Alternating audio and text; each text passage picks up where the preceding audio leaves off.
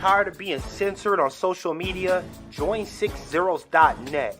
It's black owned, black operated, and black moderated, and we make sure it stays a safe space for us to talk about all things black culture. We also got some cool gear like the FDM cotton crew neck, the Fearless Ancestors tee, hats, and more. Check us out at 60s.net.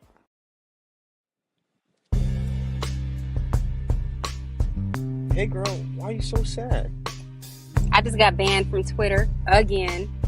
Should have been on 60s.net. Ah.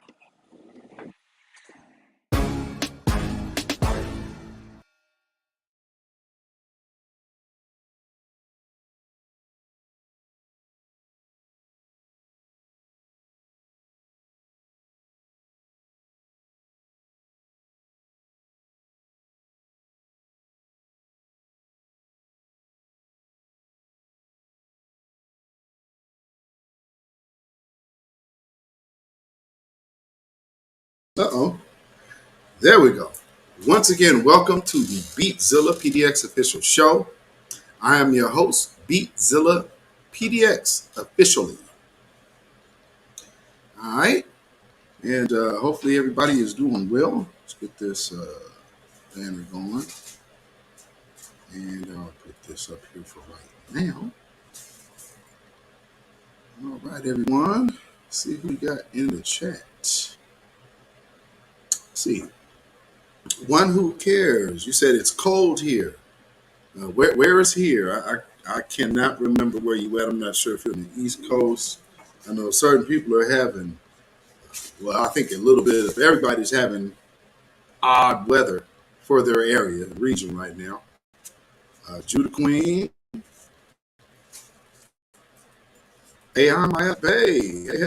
Hey. Desmond Works. Shawana Stevens. Solid D Productions, Louise, CH464, Conscious Outlaw, Oyela Arquette. All right. St. Louis. Okay, it's cold out there in St. Louis, huh? Good Lord. Actually, these ain't even braids. These is just quick get out of the shower pigtails. These ain't nothing but twists. Real simple. But, my wife makes this shea butter, so it works real well. So they stay, But thank you. Much appreciated. I got 4 of them, so back there. It's all there. Let's see what we got here. So, you said, yes, it's cold. Below 0 degrees, wind chill. Jeez. Louise, thank you very much. Thank you. Man, St. Louis is cold. Below 0 wind chill, that's ridiculous. Well, man, y'all stay warm out there as much as y'all can. Throw a log on the fire. Take a shot of whiskey. Jeez, that's cold. Ain't those the dogs? Them dogs, the rescue dogs, got in their little barrels. Got the little whiskey because you're freezing. Got to bring you back to life. So get the liquor in them. That's about the only thing that's going to revive them in this cold. Oh, man. So let's see. This is, of course, the midweek report. If you are new to this platform, please hit the like and share button. If you are not new to this platform, double check and make sure they have not unsubscribed you because although this is a smaller platform, YouTube still gives me the business. So they've been unsubscribing some of my subscribers. They've even unsubscribed some of my moderators. So just to let you know how serious that goes. So today, here's the thumbnail for today. Let me get that banner off. So if some of y'all have known about, of course, we're in the week celebrating Dr. Martin Luther King's birthday. I myself have taken the initiative to kind of semi-brand a an act that I feel is it's a plausible act, and I will get down to the breakdown in the 4 points of how I'm looking at the Dr. Martin Luther King Reparations Act. So we're going to get there, but first things first, got to deal with some other matters at hand. As you can also see in the thumbnail, you see a screenshot of Michael Blackson taking a slick diss non-FBA dig at Dr. Martin Luther King, one of our icons. And then, of course, at the top right screen, you see Rihanna. Now, what's so cold about Rihanna doing this isn't the first time she's done this. So for her to do it again, it's like, okay, well, now what are you doing? Are you trying to slap us in our face? Shalom, Monica, welcome. So it kind of feels like, well, it definitely feels like a slap in the face, because why would you do that twice? Then, of course, we have Gary Chambers and, of course, Gotta Go Jim Clyburn. That's what we're going to call him for 2022. Got to go Jim Clyburn. People have been calling him Jim Crow, Joe Clyburn. Nah, he's Gotta Go Joe. Or Gotta Go Jim. Gotta go Jim. Gotta go Jim. Then we can get to Gotta Go Joe. First, Gotta Go Jim. Next, Gotta Go Joe. You did? Nichelle Hargrave. Welcome. So let's see what we got here. First thing is just going to play you. Okay, so first, like I said, Jim Clyburn he has competition this year. And for the first time ever, Reynold Griffin, absolutely, Jimmy Shoeshine Clyburn. Ooh-wee. That's not a bad one. But see, everybody can say gotta go. Even white folks can say gotta go. You start saying Shoeshine, you might get somebody like, what you mean by that now? So if you say everybody, it's universal. Gotta go Joe. Gotta go Jim and gotta go Joe. Both of them. Gotta go Jim. Absolutely. So with that being said, he has competition this year. And this brother right here, for those who have been watching this broadcast before and have watched me play the little clip of the brother who consistently is always asking Jim Clyburn about reparations and why he's not going for reparations. Well, Marcel Dixon is the man who was running against Jim Clyburn this time around. So he has taken upon himself to come to the new black media first, which is commendable because no other politician even acts like we exist. So he took a different approach and came straight to the grassroots. Also, talking the same tune as we speak. He's a new guy, new blood, but maybe that's what's needed. And not only that, one of us that absolutely represents our heritage. He, even the further more, is also Geechee. So you have these, we have our own national, tribal, historical kind of representation in that guy. So I would advise you guys check him out. I'm sure that most people do not live in South Carolina. However, that does not stop you from helping his campaign or whatnot, because at the end of the day, none of us are in Jim Clyburn's state, but all of us are affected by him representing us in front of the masses. He's got to go. So soon I will try to be getting brother Marcel on this broadcast. I want to make a broadcast pretty much just for him, so we can go over his ideas and pretty much what he has to say to people. You dig? So that broadcast will be a straight up. And there's another candidate, of course, y'all know, if y'all follow my Twitter and Instagram, Sister Nicole Compton in Louisville is running for judge. Again, Nicole Compton is somebody who, I'm working along with on some things. And, she is making a good representation. She's helped and has been a big instrumental kind of behind the scenes part of some new black media platforms, and also instrumental in, like I said, some ventures that I got going. So if you are in Louisville, Kentucky, you know how they do Olu Stevens.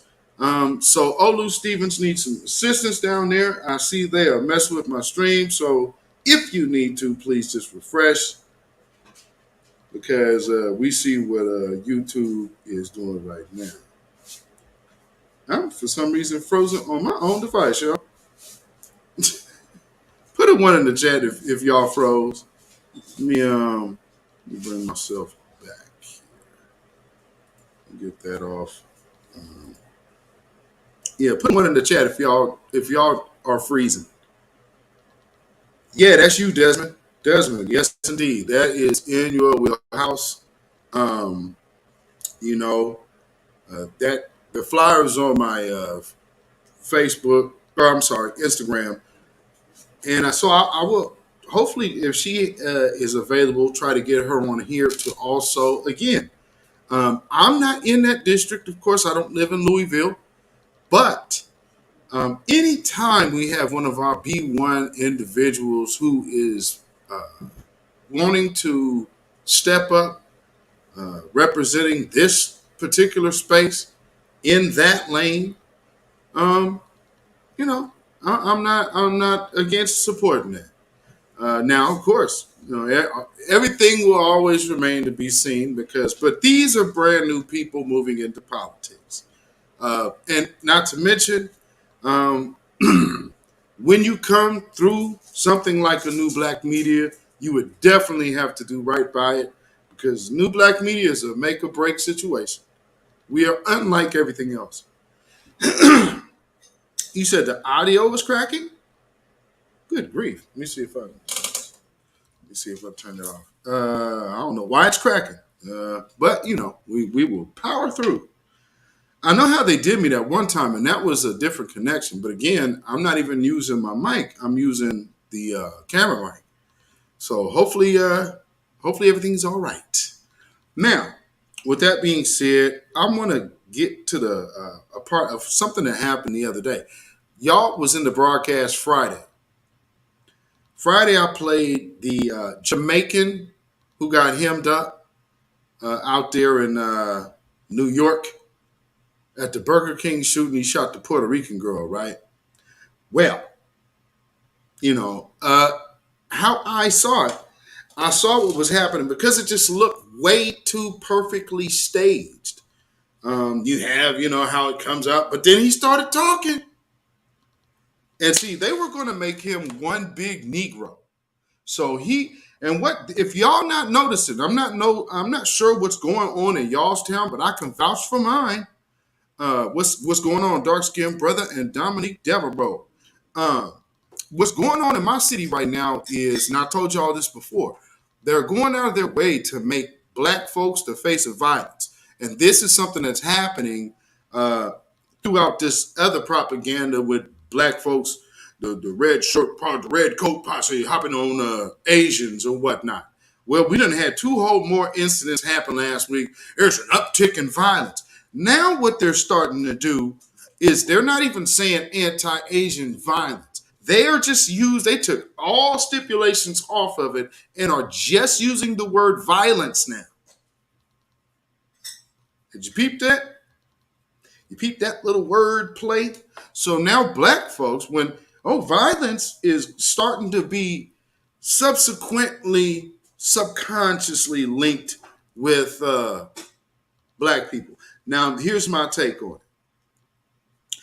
I would have started advising as many people that you know to start watching, funnel them over to new black media and get them off of mainstream media. Unplug them from the matrix. Satan has got the minds hooked if they believe Rachel Maddow is really after their best interests as black people in America. You have a whole congressional black caucus that does not give a damn about black people. So, family, what I want you to understand is now, ever since we have made it clear that we are going after Jim Clyburn's seat, he has nonstop been on television. They are mentioning his name above any other Democratic name. You know why? Because if new black media can actually, like I've said this before, if new black media can get its own candidate elected as a nobody. See, are you hearing the calls of the threats to democracy? No, that's actually called democracy working. We just decided to play the game different. B. Mick, what's going on? So, like I'm saying, this brother came over here like, hey, I could use some support. And the only reason why his name is rolling is because of new black media. Now, he of course gonna have to do some things, but something that happened, I don't know if y'all were paying attention to the press conference today. I know for a lot of y'all was probably in Queen Amadiah's chat today, so y'all might have missed Joe Biden's press conference today. However, shout out to the sister. I think Sean Gales is down there. So I'm noticing things. Oh, wow. Calling people up from Atlanta, huh? I'm starting to smell a little bit of worry in Washington. Status quo is no longer normal. And now you're starting to hear the worry of them feeling the energy shift that this is coming to an end as they know it. You know, Brandon Cruz sings. What's going on, my brother? So, yeah, we're going to dig into the fraud. So now, here's the game. Peep game, though. So what are we doing? We need people that you can kind of relate to, right? Well, we have people like myself in this space. I guess if like a Jason Black or Professor Black Truth were visible, I guess you guys would probably still be getting that same energy off these brothers. You know what I'm saying? So you're getting a manly presence with brothers. A no-nonsense type of man. Serious man, nonetheless. And so how do we relate? Oh, I know. Well, everything kind of on the gangster end thing of this, right? But now because we seeing the more connected to the street you are, the masses would never ever have to know your name for you to still be effective and successful.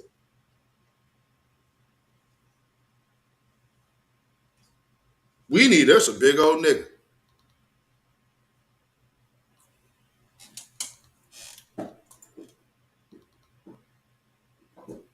Normally, I wouldn't be so skeptical of so quickly. One thing that shook me though is when I see something, when you come out and you make a big stink, but then you're not prepared for the limelight that goes with the actions that you did. It just went viral. But then now you're coming out as a political candidate. So you avoided immediate interviews. So you can only keep the thing viral, which keeps you hot. But you don't go in front of, say, a camera because Roland Martin was mad because he wouldn't go on Roland Martin. Roland Martin wouldn't call him back. Gary, call me, Gary. Call him, Gary. Why ain't you calling me now? Come on here, talk to me about it. One of the reasons I feel he wasn't is by design. He built a buzz, and then he sat back and waited till time was right. Time seems to happen just now. So for him not to blow it and piss anybody off for future vote's sake, now this is what raises my eyebrow. Because it damn sure ain't for black voters. Who's this for? Family, you judge for yourself. Every 37 seconds, someone is arrested for possession of marijuana. Since 2010, state and local police have arrested an estimated 7.3 million Americans for violating marijuana laws, over half of all drug arrests. Black people are 4 times more likely to be arrested for marijuana laws than white people. States waste $3.7 billion enforcing marijuana laws every year. Most of the people police are arresting aren't dealers, but rather people with small amounts of pot, just like me. I'm Gary Chambers, and I'm running for the U.S. Senate, and I approve this message.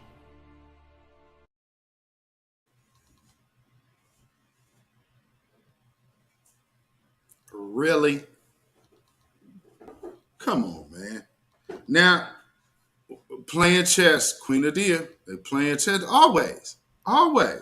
So, again, that's the brother that was up there getting at the woman that was shopping while they were in, what was it? They were in a city council meeting or whatever. So that's the brother, Gary Chambers. And so the next time you see him, from being in a white t-shirt that looked a little small, and a little bit worn, to now you see him in a suit, in a chair, with a nice, good, paid-for commercial. This is how my eyebrows being raised. Viewer 1, welcome. Aboriginal woman, 61, you said you cannot. Misfits, 1989, Solomon. Oh, man. So now he's sitting back like Rick Ross. Yeah, like this fat blunt. And you're running for Congress.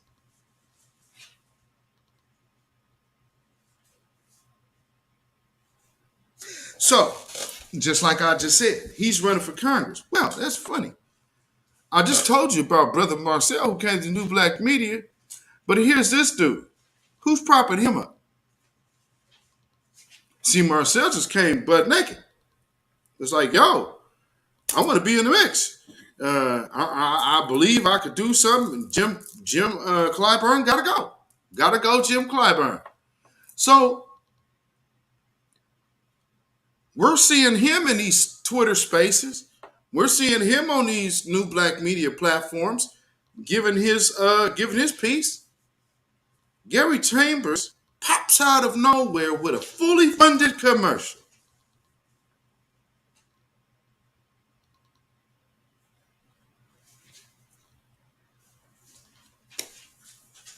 I see game.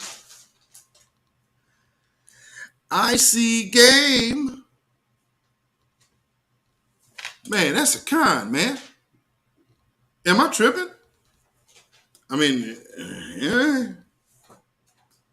So, Needless to say, uh, he's running. They're trying to separate the votes. Absolutely. So already they're trying to. I think this is a dummy run because you can't believe that no dude is fitting to win, starting his Congress campaign, lighting up a big fat blunt. I don't think so. However, that is. I thank you, conscious outlaw. I smell a rat. Family, we have to be very keen on these individuals at this moment in time. Shout out to Marley K. She did a brilliant video earlier today discussing just this. And I stress this. We have to vet everything, everybody. Because of stuff like this. Hey, I'm out. Hey, good evening. Good evening. I know it's late over there. Yes, indeed. The early turning in early. Well, it actually ain't really all that early out there. Oh man. So let me see. So just going from that contrast to this. So they are starting to throw out a lot of black faces. Are y'all noticing that? They're throwing out a bunch of these random black faces on the left and right. A whole bunch of, we ain't never heard of these Negroes before. All of a sudden they getting elected. Well, here's another Negro that they have put in place. Oh, that's another thing. If y'all didn't know about one of the things that's in Joe Biden's bill that I would like clarity on. I think it's around section 3208. It's mentioning something to the effect, and I'm paraphrasing here, but the way I'm interpreting it is any group or anybody that is maybe even taking money or not taking money to perhaps what they use the term undermine the idea of democracy. What that mean? What's that little part mean right there? I would definitely want some clarification on that part of the bill. And for anybody out there that, well, this is what's in the bill, all of these bills are downloadable off of any server. Get it off of Google. Look for the PDF download, Google it. It's there, read it. Same thing with Bill Cosby's paperwork. That's legal information. So don't sit up here keep lying on the man saying he said something he didn't. You can download it, read it for yourself, and take the lie off that brother and out of your mouth. Do the actual work. Stop listening to what people say, because people lie out here. And these news media, the mainstream media right now is only lying. They can't stay straight to say for nothing. Now, what happened in today's little deal with Joe Biden, which we're going to get to, they were asking him some hard questions for once. In which it brings me to ask, same thing that just happened to Kamala Harris like yesterday. All of a sudden, they're asking these hard-ass questions to these people, like real straightforward questions. They've been softballing Kamala Harris for the last 2.5 years. Now, all of a sudden, you asking them direct, hard questions that you know she can't answer. I mean, so when they're talking about this American experiment is done, what that means is this controlling of the Negroes by tossing this ball around, they done figured out it ain't no ball. You know how you play keep away? Yeah. You know how you play with a dog and you throw the stick and the dog come back and you throw the stick. Dog come back, bring it to you, and then you act like you're throwing the stick, but you don't throw the stick. That's been black people in voting for the last 40 years.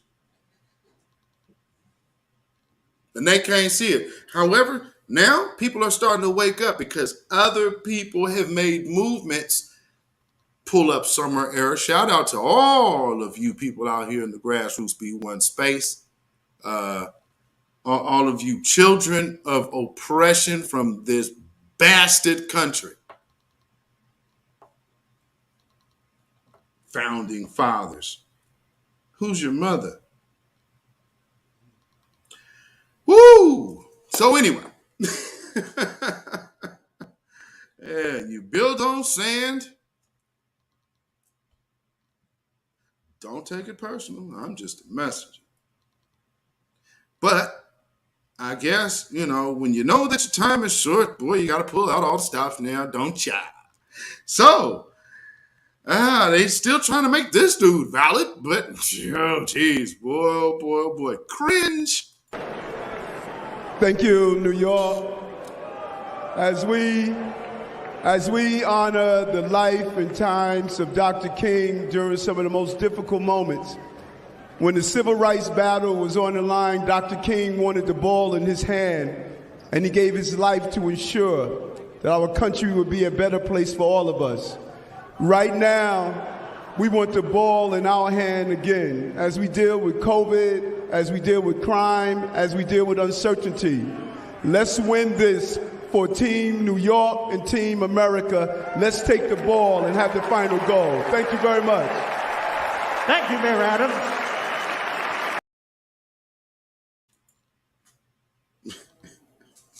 Did you hear booing that nigga as soon as he got out there?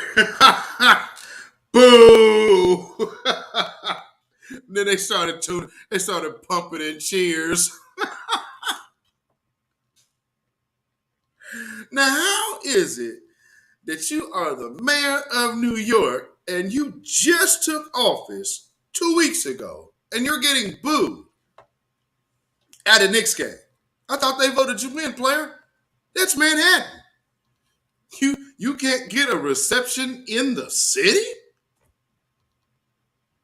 Oh, is that one of those selections? I better get it out now because, that's right. The Senate just kicked that bill out, voted against it right before as I was going live. I just got a notification that the Senate has voted that silly mess down, which I'm glad they did. Family, you better understand everything in that bill ain't got nothing for us. It's code-worded, and everything else that they want to really put money into got a specific point. Now, all the stuff that starts getting vague, it seems to be all the stuff that kind of has to do with what we do over here in the New Black Media.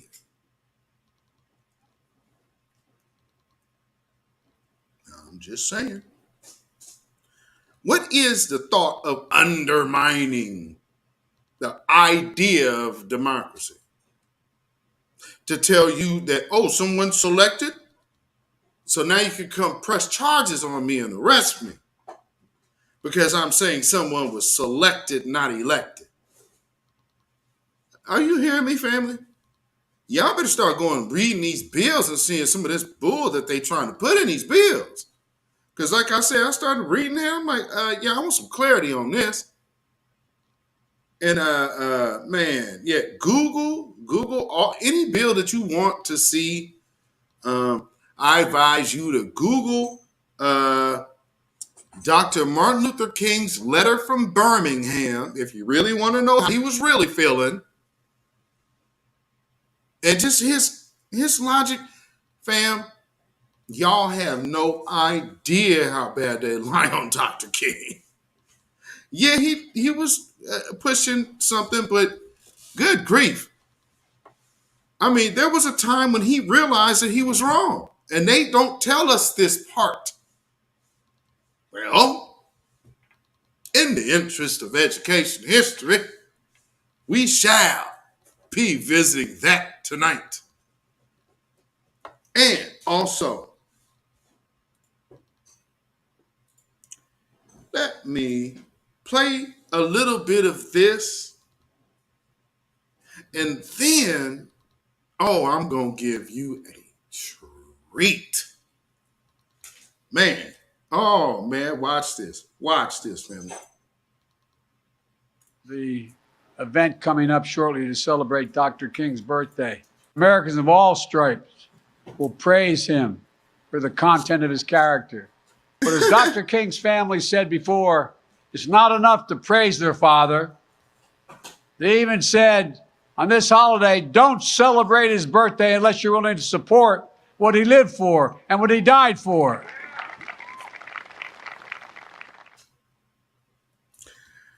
Okay. And with that being said, Joe,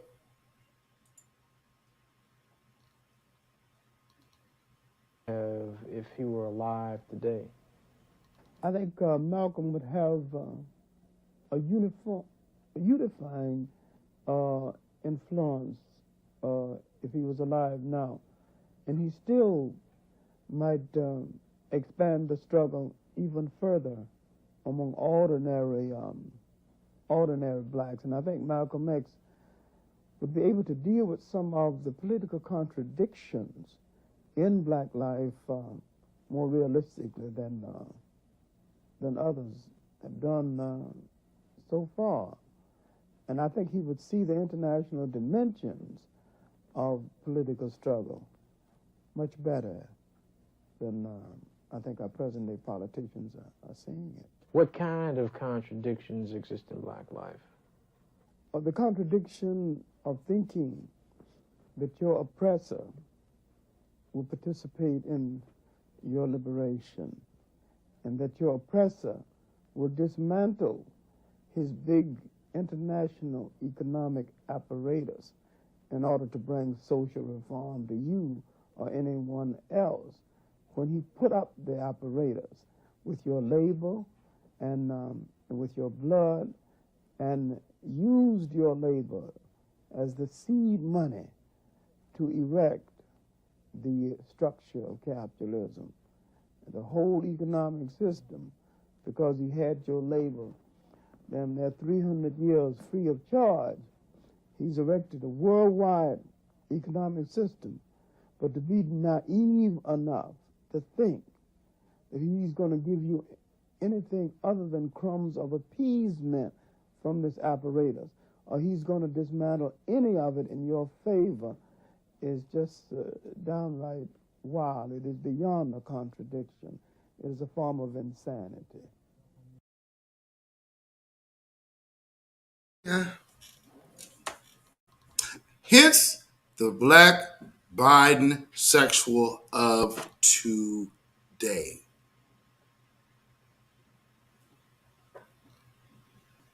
See, yes, absolutely. Matter if I can put that on here. And then for those who y'all don't know, that's one of our great scholars, rest in power, John Henry Clark, or John Heinrich Clark. It's you can spell it both ways and find him. The Heinrich or Henry, because Henry is short for Heinrich, so you can find either or. But yes, that. Good night, everybody. Show's over. I mean, come on, man. What can you say? So, what do I want to do? You know, let's do this. I gotta give y'all, what is it? This one. Of course, it's this.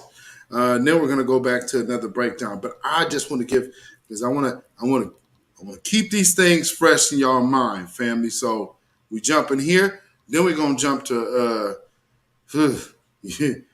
somebody's president. Not ours. In the Midwest, which meant that it was willing to undergird its white peasants from Europe with an economic floor. But not only did they give the land, they built land-grant colleges with government money to teach them how to farm. Not only that, they provided county agents to further their expertise in farming. Not only that, they provided low interest rates in order that they could mechanize their farms. Not only that, Today, many of these people are receiving millions of dollars in federal subsidies not to farm, and they are the very people telling the black man that he ought to lift himself by his own bootstraps.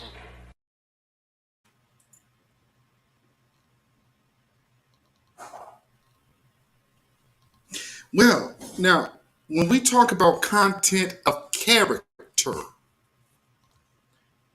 he wasn't talking about skin color. The only reason why he was using skin color was as an identifier of a group that has demonstrated a character. He did not just single out the government. No, no, no. He called out society. That means everybody got a part. Everybody has a part. And everybody has reaped benefits off of capitalism, which everybody says, I'm a capitalist. Well, if you're a capitalist, then you owe it to slavery. How can you not justify reparations? So now what I want to do is I want to break down my 4 points, and then we will continue. And I'm going to play you a little bit of Joe Biden. Actually, I'm going to go through 2 points, and then I'm going to go to Joe Biden, and then I'm going to come back. Because I got 4 points of this right here. You get a good gander of this, family, because I ain't playing. I'm serious about what I say. And later on, I will be coming up. I'm going to have to do a whole PowerPoint production on this because I do understand it. And I've told everybody. It's like, no one wants to come to me and ask me nothing because, oh, yeah, I got a plan. Oh, I damn sure got a plan. Well, what's reparations look like to you? Okay, let me go ahead and inform you. Let me go ahead and put this back on the screen while I read this, family. So, Number one for the Dr. Martin Luther King Reparations Act, restorative justice, and that also includes economic and legal justice reform. So there is restorative justice, economic, and legal. And so in a lot of those cases, the legal manners to all of these people to whom can't recoup being locked up falsely for so many years, that would be rectified in this. Y'all feel me? So we are going with restorative justice, economic and legal. Number two, tribal and protected class status. Number two is tribal and protected class status. You feel me? Because they can give everybody else a group. They can identify all these other groups. Somehow when black folks start talking, you start getting these other suspect individuals start with all this we talk. But every other individual group gets this.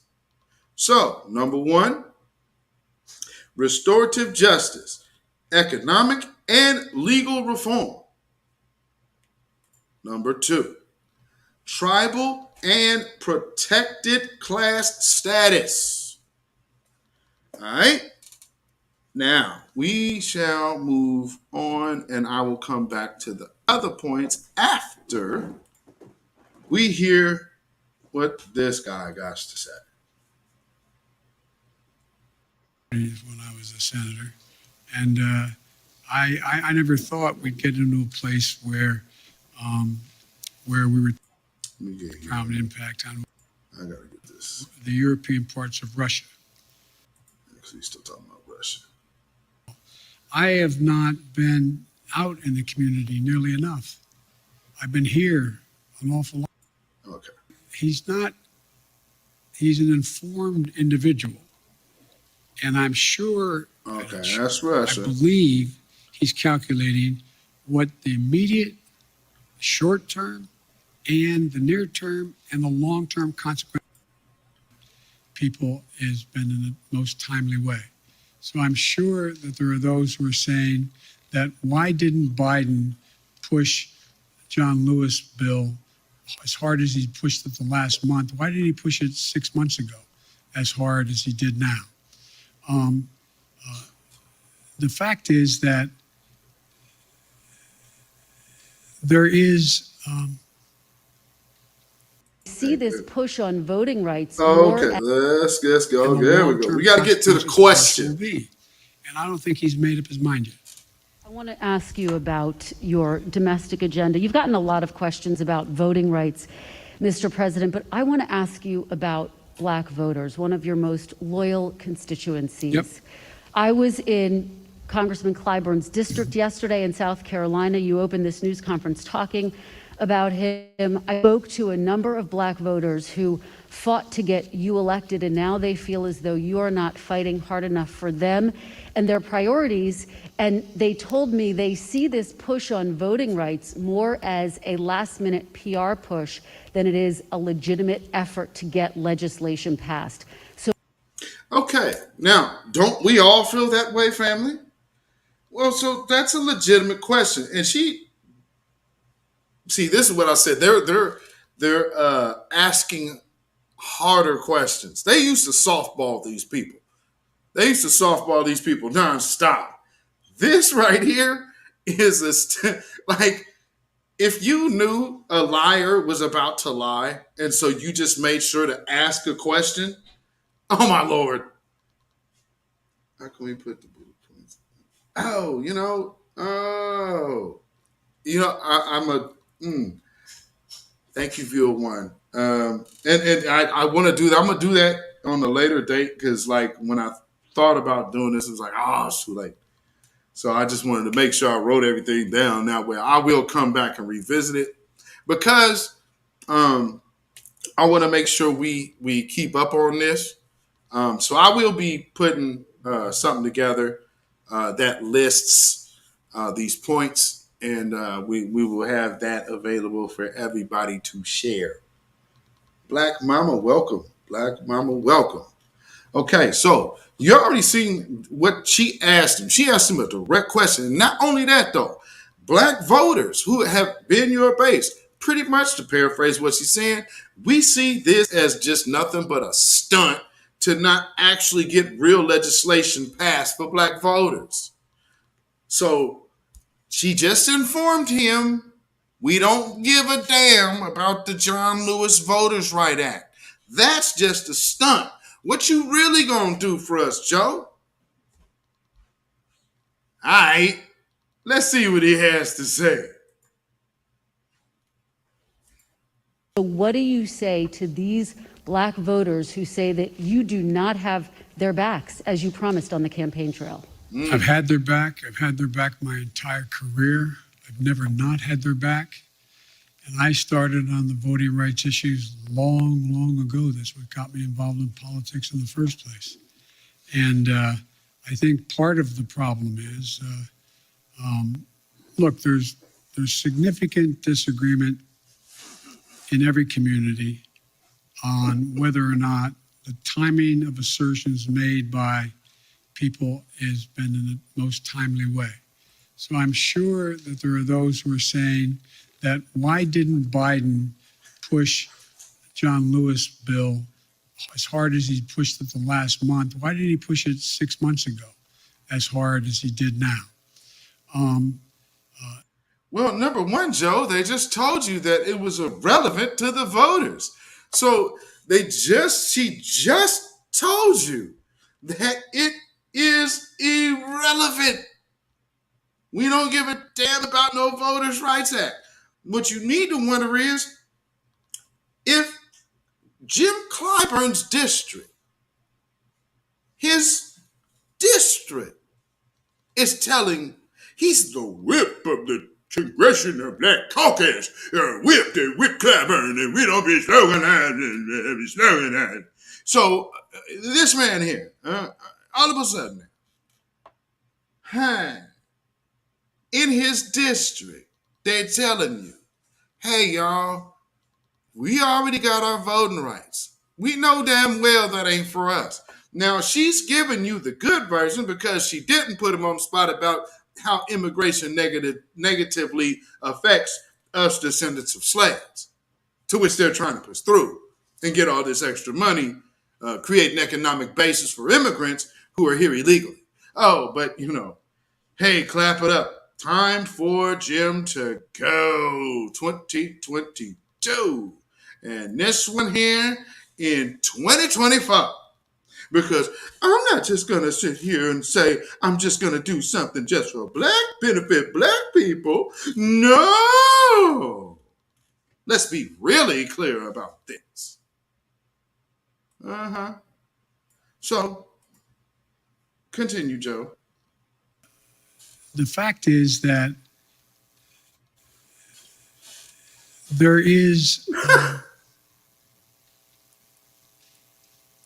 there's a timing that is not of one's own choice. It's somewhat dictated by events that are happening in country and around the world as to what the focus is. But part of the problem is, as well, I have not been out in the community nearly enough. I've been here an awful lot. I find myself in a situation where I don't get a chance to look people in the eye because of both COVID and things that are happening in Washington, to be able to go out and do the things that I've always been able to do pretty well. Connect with people, let them take a measure of my sincerity, let them take a measure of who I am. For example, as I pointed out in South Carolina, last time when I was chairman of the Judiciary Committee, I got the Voting Rights Act extended for 25 years, and I got Strom Thurmond to vote for it. That's what I've been doing my whole career. And so the idea that I didn't either anticipate or because I didn't speak to it as fervently as they want me to earlier.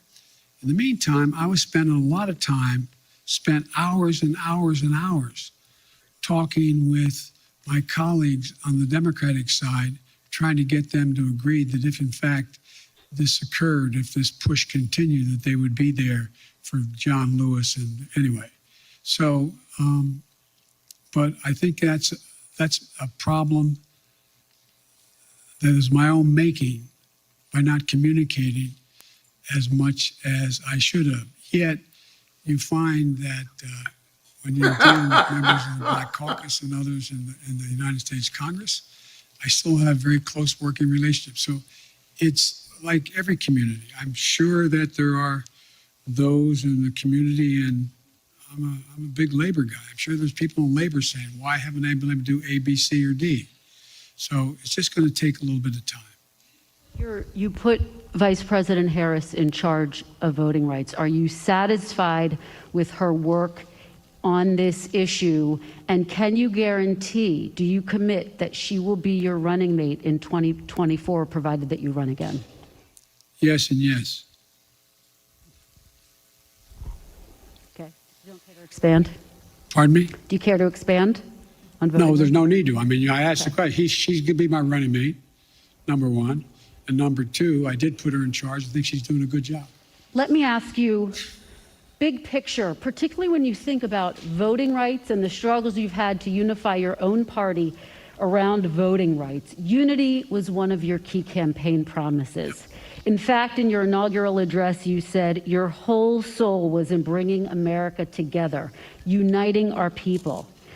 People heard the speech that you gave on voting rights in Georgia recently, in which you described those who are opposed to you to George Wallace and Jefferson Davis, and some people took exception to that. What do you say to those who were offended by your speech? And is this country more unified than it was when you first took office? Number one, anybody who listened to the speech, I did not say that there were going to be a George Wallace or a Bull Connor. I said we're going to have a decision in history that is going to be marked just like it was then. You either voted on the side, that didn't make you George Wallace or didn't make you Bull Connor. I don't think these people gave a damn about a vote, though. Back then, you were voting with those who agreed with Connor, those who agreed with I think Mitch did a real good job of making it sound like I was attacking them. If you notice, I haven't attacked anybody publicly, any senator, any congressman publicly. No, just citizens. My disagreements with them have been made to them, communicate to them privately or in person with them. My desire still is, look, I underestimated one very important thing. I never thought that the Republicans, like, for example, I said, they got very upset. I said, there are 16 members of the present United States Senate who voted to extend the Voting Rights Act. Now, they got very offended by that. That wasn't an accusation, it was stating a fact. What has changed? What happened? What happened? Why is not a single Republican? Not one. That's not the Republican Party. So that's not an attack. Is the country more unified than when you first took office? The answer is, based on some of the stuff we've got done, I'd say yes, but it's not nearly unified as it should be. Look, I still contend, and I know you'll have a right to judge me by this, I still contend that unless you can reach consensus in a democracy, you cannot sustain the democracy. And so this is a real test. And this is the real test that I just wanted to give y'all.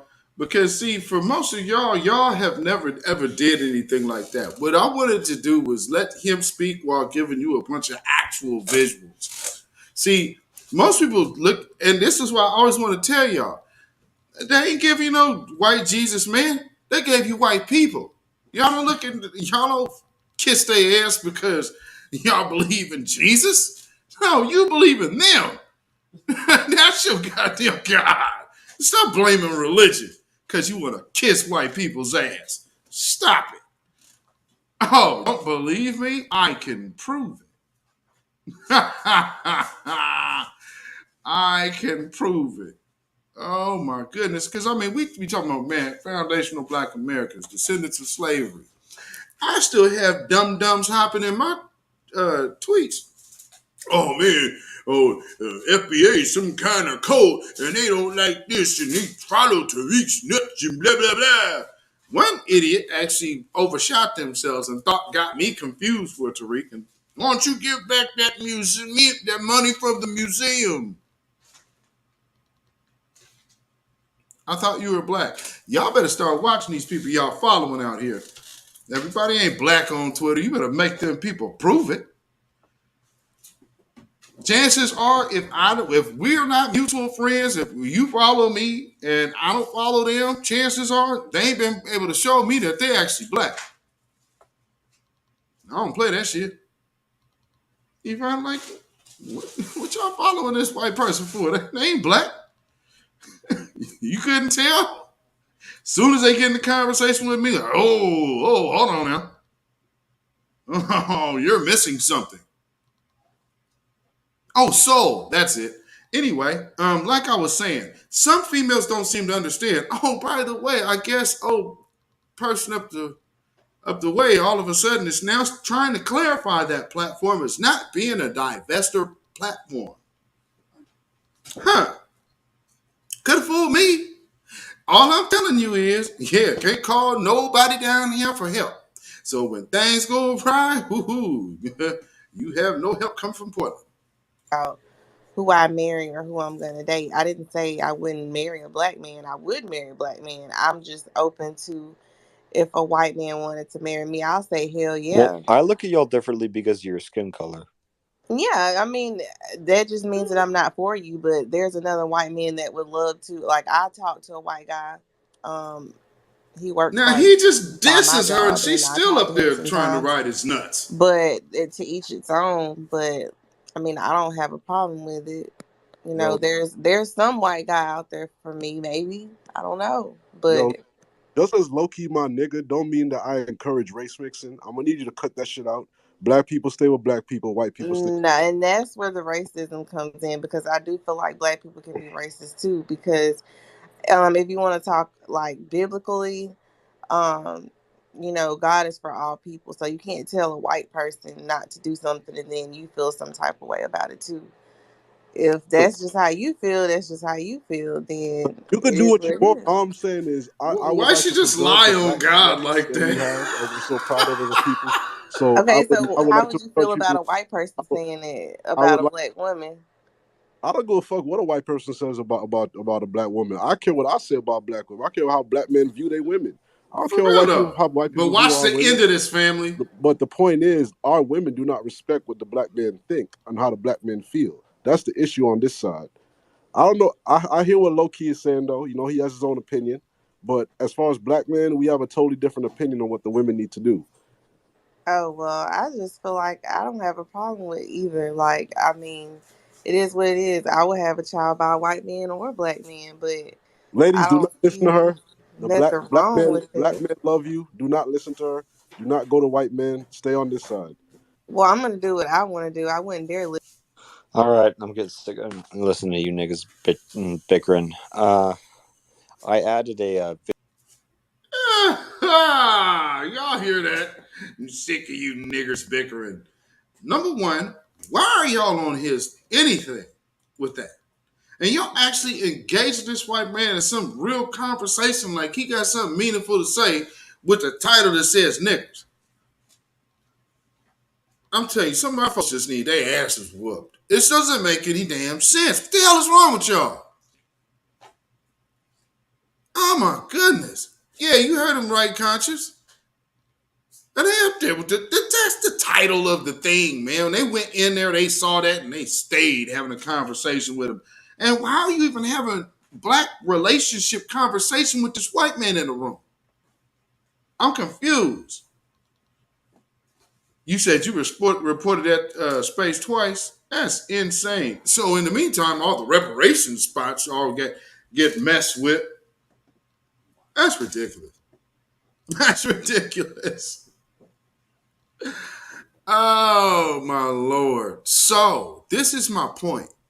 And just like Black Mama said, that is absolutely the 2/3 club. To which, a lot of people kind of get things confused because you want to save everybody, and I know that is impossible. I look for the dedicated few.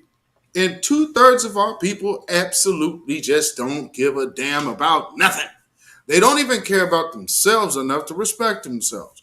And all they can see is life with Zaddy at the top and them wherever Zaddy say they could be. And that ain't no life. And I mean, as long as I'm living, we gonna end that shit. I have no desire to live like that. Why would I ever want my kids to look up to these damn heathens as there's some kind of role model for my children? No, they are not. Matter of fact, if you the role model, if you want to teach your children how to be absolutely wicked, then there you go. Because the same people who are crying about CRT now are the same people who invented it. Only difference is, oh, you want to rewrite the lie that we wrote in the first place? You know how you always got these people that say, what difference does it make that Jesus is white? That's Caesar Borgia. So why don't you tell me why he don't look like the dude you guys got sitting over there in Sicily? The real brother dude that I always post every year that everybody seems to miss. You know they're sitting in Rome, right? They know this man is black. They bring this over to you and then tell you he's white. And then we got these ignorant niggas sitting up here talking about, man, that's the white man's book. That's the white man's book. That's the white man. Where you work at? For the white man. Well, okay, you gonna slap your boss? Oh man, I can't be doing that, man. You crazy. I don't know. God. Well, I can say it now. I done worked for the little hat folks on the 12th floor of my office. Not at no factory. And he talked crazy to me one time. And I told him if he thought he could fly, then he could talk to me like that again. If not, I'm going to throw your bitch ass out that window. But if not, I'll see you tomorrow. We done here? Okay, all right. Have a good day, man. Get your mind right. Cut from a different cloth, man. So when you see stuff like this, it's time to get our real energy back. Because that's why all this sucker shit they push on us, be soft, be a punk, embrace your woman side. I ain't got one. I got a manly side. You know what? I don't want my woman to have a manly side. Ain't that logical? Because if I bring my manly to her feminine, whoop, whoop, whoop, there we go. Ooh, 2 kids 20 years later. Now that makes sense. Not knocking what anybody else do, but hell, I don't have no problem being heterosexual. You got a problem with it? Only people I knew who had a problem with it was trying to flirt with me in my DMs. And I still cut them a break. Like, yeah, peace, brother, peace, brother. I mean, at some point you get the message that, no, I don't get down like that. Because I'm tolerant, you can get things confused. Like, no, mother. No. Peace, bro. Leonardo da Vinci. Absolutely, yes. And Caesar Borgia also raped his sister, among other wretched, foul things that the man did. I would advise y'all, so a lot of people have a lot to say about Hebrew Israelites. I don't know which particular camp you follow, but if you actually dug into what they were talking about, you would have learned a lot of history.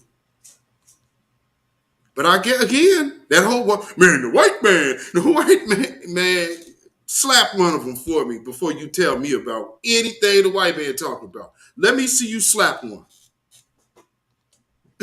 Shut up. Tell me about no book. Oh, man, you don't read a book anyway.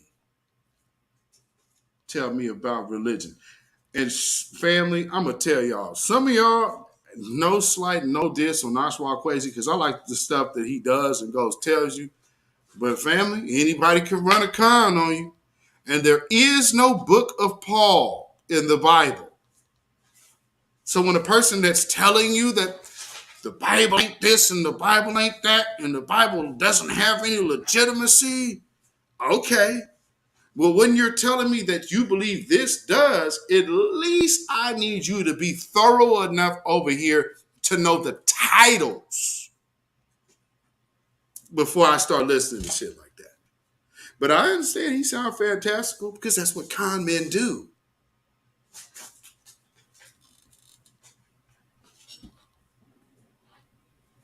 I'm just a saying.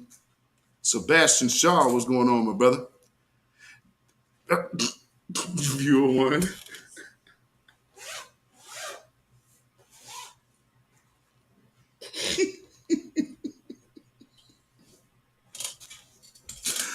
Oh, that's so true. It's almost like I said, like getting a straight answer out of one of those like newbie Moore dudes, like a prison yard Moore. Prison yard Moore, boy, that's the worst. Prison yard Moore, he can't answer nothing to save his life, but he got everything for you that you don't understand and that you don't know. Okay, well, can you give me an answer about this, brother? Oh, well, see, first off, man, you got to come to your natural self, brother, because you don't understand. See, because you got to overstand before you understand. And when you understand, then you finally overstand. But you have to come into your natural self first, brother.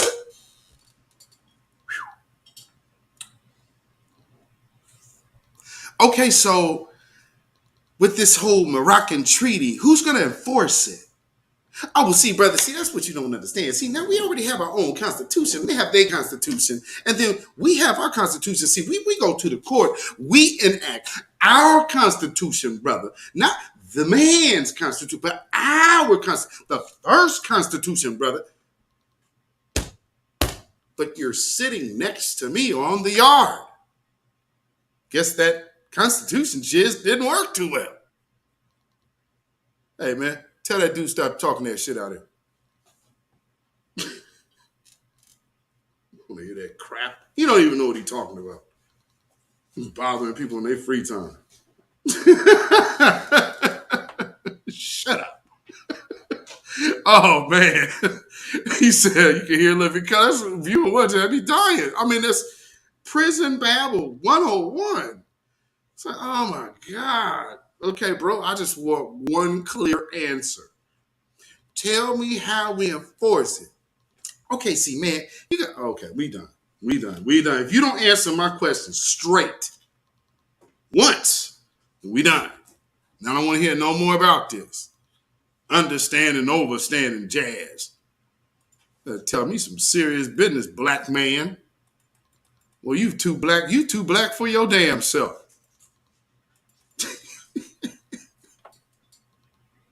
He's so black he won't accept day.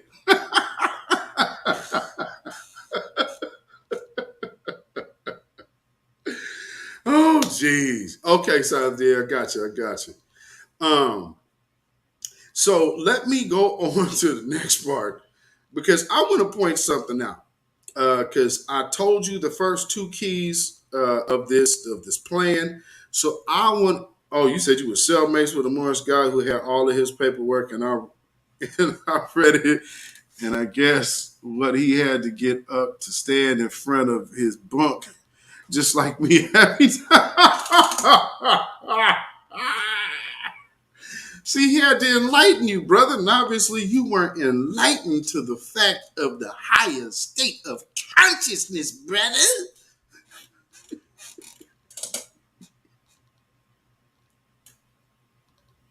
You understand, brother?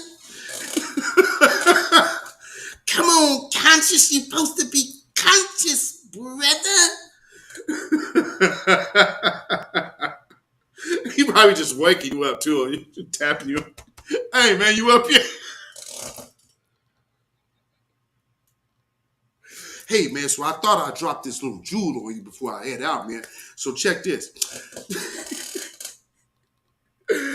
Oh boy, oh boy, oh boy, oh boy. I bet that was an experience, brother. He said exactly. Oh man, oh man, no. Hey brother, you up yet, brother? Oh no. No, I'm not. Oh, good Lord. So let me play what our congressional black caucus is, because as y'all know, they getting out here with this, and you just heard them ask. I guess they're kind of losing it, family, because if you're being asked, put on the spot, and if they didn't take Sheila Jackson Lee or Beatty, they didn't use her or their words. What they did was they went and said Jim Clyburn. Number one, who else is being challenged for their seat publicly? Only one group is on somebody's ass in that seat. We've been getting at the CBC like nonstop, but we have singled out Jim Clyburn. So Jim Clyburn knows we are gunning for his seat. So I'm just watching how it's actually playing out on the news. It's like, damn. Okay, well, hey, Byron Allen, man. I don't know what it's going to take, but I'm going to tell you this. The price goes up if we get somebody elected, bro. Period. Price goes up, fam. You know. And boy, if you let old Mr. Bill in before you, you're out.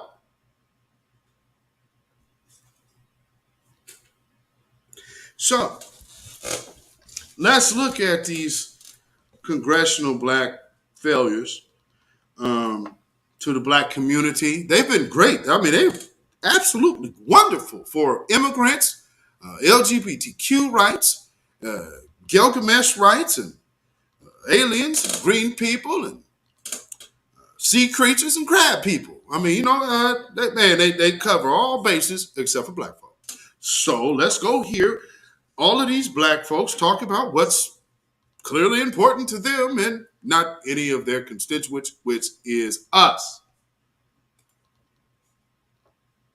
much, Madam Speaker, and thank you for your leadership. It is an honor for me to be here today and for me to be the chairwoman of the powerful Congressional Black Caucus. To the King. Ooh. Thank you, Martin. Andrea. You know, I think these people only like using the word black because black does invoke a certain power. Because that's why when we use the word black, then all the white folks go on alert. Man, that's so racist. So, you know, when we have things like this, it's where you got the strong, cut it out. You haven't pushed forth anything. You got an actual touch. It got in touch with the people. The people told you the main thing that they wanted was reparations, not no damn voting rights bill. They're up here talking absolutely about voting rights, and let's be clear. Reparations ain't coming through voting rights. Reparations can come through an executive order, through the president, and it can also go through Congress. It requires no vote whatsoever. It requires that our politicians that are put in place present the bill like they present in every other bill. If you can go get these Muskogee Indians some more damn casinos, come holler at us, man, and come. Let's get this money cracking. Because all of a sudden, we're talking about, oh, I'm so happy that we got. You are the whip of the Congressional Black Caucus, and you're so elated that you got money for another group. Yolanda, No. For the peace walk that we just did, for keeping the dream alive, and for deliver for voting rights. Lord. To you, I say thank you.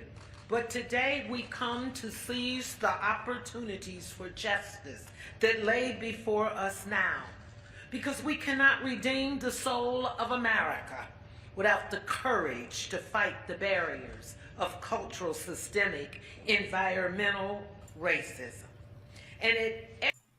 But you are afraid to fight. You guys have been nothing but cowardice. You're cowardice right now because you're not fighting it. You are running from it. This Voting Rights Act is running from dealing with systemic racism. It is absolutely. Okay. Let's go back. Number one, restorative justice, meaning economics and legal. Number two, tribal and protected class status. Where's voting rights in that? Because see, as that particular group, right there with tribal and protected class status, we're set. We don't even have to come revisit a Voting Rights Act. We're done. Sign it in stone. Correct? Shout out to the United Empires of Al-Kabilan.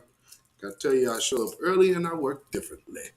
So, how can you ignore this claim?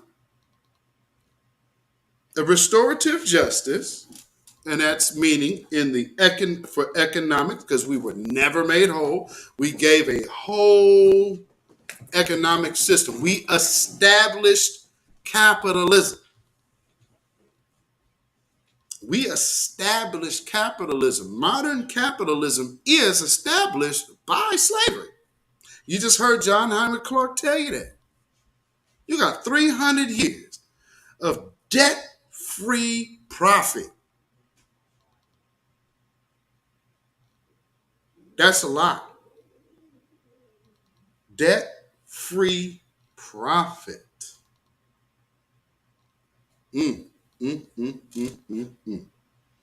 Sugar Jones, welcome. Sea creases and crab people. You know what I'm saying?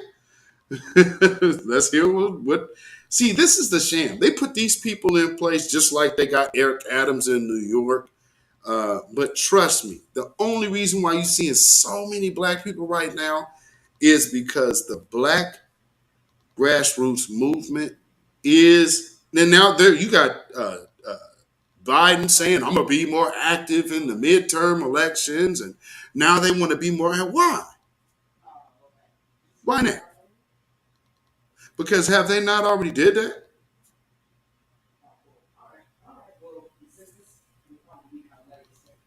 Alrighty. So let me see what's going on here. Let me play this. Every turn, we must remind America that we have the right now. The right for education, the right for child care, housing, economic and social justice. But what? It is all born out of the right to vote. That is why I have dedicated my life to connecting people, public policy, and politics, fighting for justice and civil rights for all. That is why I marched with this family. That is why I say thank you for giving us Yolanda and your voice that represents our future. The late John Lewis, Martin Luther King III, Reverend Al Sharpton, Tamika Mallory, and so many more, Jesse Jackson. Thank you. But let me just say today that I marched with the spirit of Fannie Lou Hamer as I crossed the Edmund Pettus Bridge for the 50th anniversary of Bloody Sunday.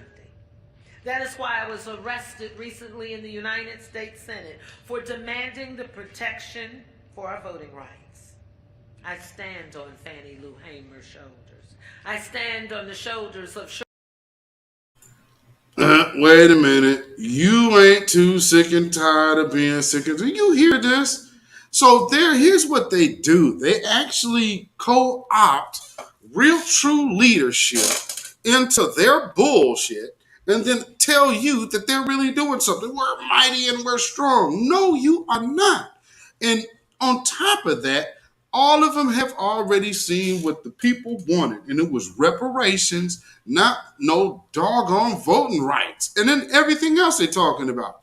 And on top of that, voting rights, if you're talking Congressional Black Caucus and Martin Luther King, there wasn't no brown in his conversation. It was all black.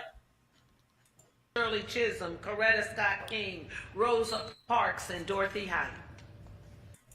They just love throwing them names out and then immediately crap on their legacy. And Yolanda, you and my two grandchildren, Leah and Spencer, the new generation, and you're doing it your way. But let me say to you, you stand on our foundation. Together, we must tear down the walls of injustice against voting rights and assist that.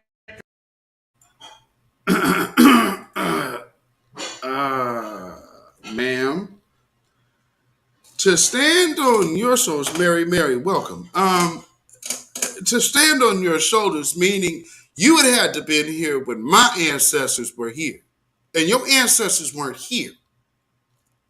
So there ain't no we there either. That's a whole nother thing. Congressional Black Caucus is filled with a bunch of immigrants.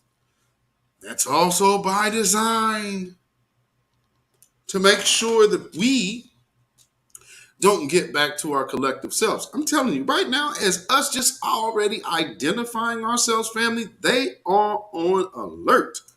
And just knowing that we can move in a unified way, stand on code, even if it's just a few of us. Because at the end of the day, ain't there only one Michael Jackson? Ain't there only one Michael Jordan?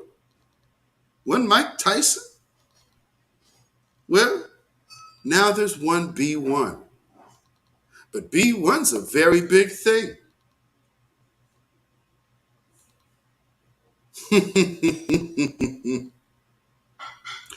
Can't do nothing with that. And again, it's all meant to be. You can't keep people away from themselves forever. You can't hold people from having an identity. Everybody else on this planet has an identity. And then want black folks to just think, oh, you just fell out the sky and was made to be slaves. Oh, you need to be lucky. I mean, we got you out the jungles. I guess that must have been before or after they got you out the caves. See, some of us actually are very well aware of history, and then some of us are not. And then I'm well aware of history going back to the black folks who were here before white folks were here, and even black folks who were free that came here while they were still up under the Queen. And then Alexander Hamilton and his ilk, George Washington, and all of that. I mean, did you understand that every black person in America wasn't a slave? There were Britain citizens that were over here. Guess what happened to them? They black asses ended up on that plantation too. So yeah, you get your Moorish ass on there. We're going to change your name and say you a runaway. They ran all through Boston yanking Negroes. That's why there's like we can find signs today like telling free Negroes watch out because these people were stealing Negroes. 12 years of slavery is real. They were doing that. And it was rolling up to free countries, rolling up to free territories, snagging, because they didn't want to do the hard work to find an actual runaway slave. So they just going to go get another dude. Oh, he looks like a good working buck. Let's go snatch him up and kidnap him and throw him on a plantation. Oh, boy. I don't know what this country is talking about. See, that's not a government thing right there. That's actually society. We break it down to what the government allowed to do.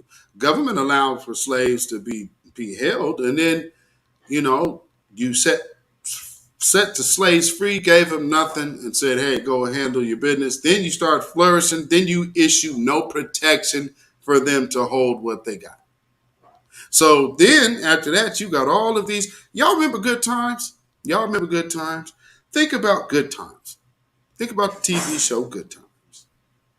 James was a Korean war vet who lived in the projects, who could barely find work.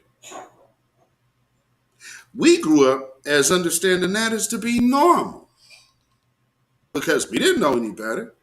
We weren't understanding because we were young, and that was just how we grew up, knowing, oh, these are the projects. A lot of those people that lived in the projects never should have been there because the GI Bill was supposed to have put them people into homes. So a lot of you people who grew up in projects were supposed to be third-generation homeowners by now. That's a whole economic base you ripped away from black folks. Yeah. Restorative justice. We got a long history to talk about in this country. So now it's definitely imperative for us to get the tribal and protected class status. Why? Because that's what's important. Not no Voting Rights Act. See what they're doing? The Voting Rights Act is the stick. So they're throwing it. Boop, boop, boop. Go get it, Fido. Go get it, Fido. Go get it, Fido. Yeah, but what are we getting for our vote? Oh, we're getting a vote for Joe Biden and Kamala Harris again. We'll get a chance to vote for Asians to get rights to target black folks.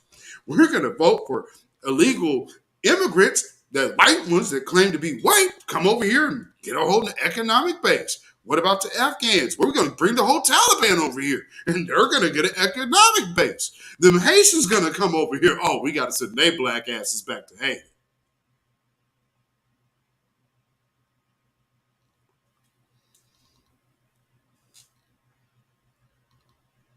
They got their nigga wake up call quick. They cleared that bridge out so fast it wasn't funny. Had they had, boy, they was up there. CNN was like, oh, we won't even bother going to the bridge. We're just going to go to Haiti and just get you guys to Port-au-Prince because you'll be there. So they're over there doing their interviews at the airport of Port-au-Prince. Round them up with lassos and whips. Oh, no, those were just the reins of the horses that they just by chance were using like whips. Ooh-wee. Now, let me show you this other thing. Where is this at? Play this for you. Joyce Beatty, boy, she just really irks me. Because every time I hear her speak, I just hear fraud.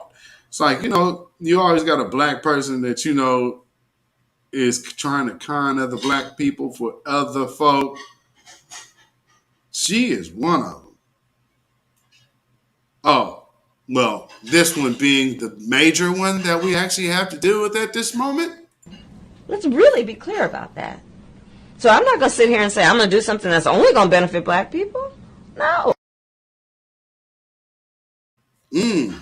Mary, you said my dad retired from the Army. He always said he went to war for the country, and when he came home, they went to war on him. Damn, that's deep. That's deep. That's really deep. Okay, where is... I need to get this one in here. Okay, good. Play this for you. I think this is it. Yeah, check this out. I ran for president to unite the country. To be on the side of Dr. King or George Wallace? I ran for president to unite the country. Do you want to be on the side of John Lewis or Bull Connor? I ran for president to unite the country. Do you want to be on the side of Abraham Lincoln or Jefferson Davis?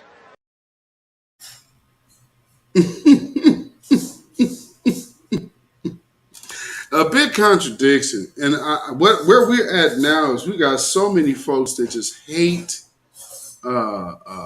being honest with the condition we're in dealing with these damn demons. And it's just amazing. I mean, it's not helpful by any stretch of the imagination. And so what I want to talk about real quick before I go any further, also, I want to talk about these non-FBA, non-foundational Black American tethers that were so upset. Like I was saying earlier, they were upset about the Jamaican dude. So I was early on that. So what I did was I posted it and let everybody know he was Jamaican. Because as soon as that story came out with the little Jamaican dude that killed the Puerto Rican girl at Burger King, I knew as soon as I saw the perp walk, I was like, oh, okay.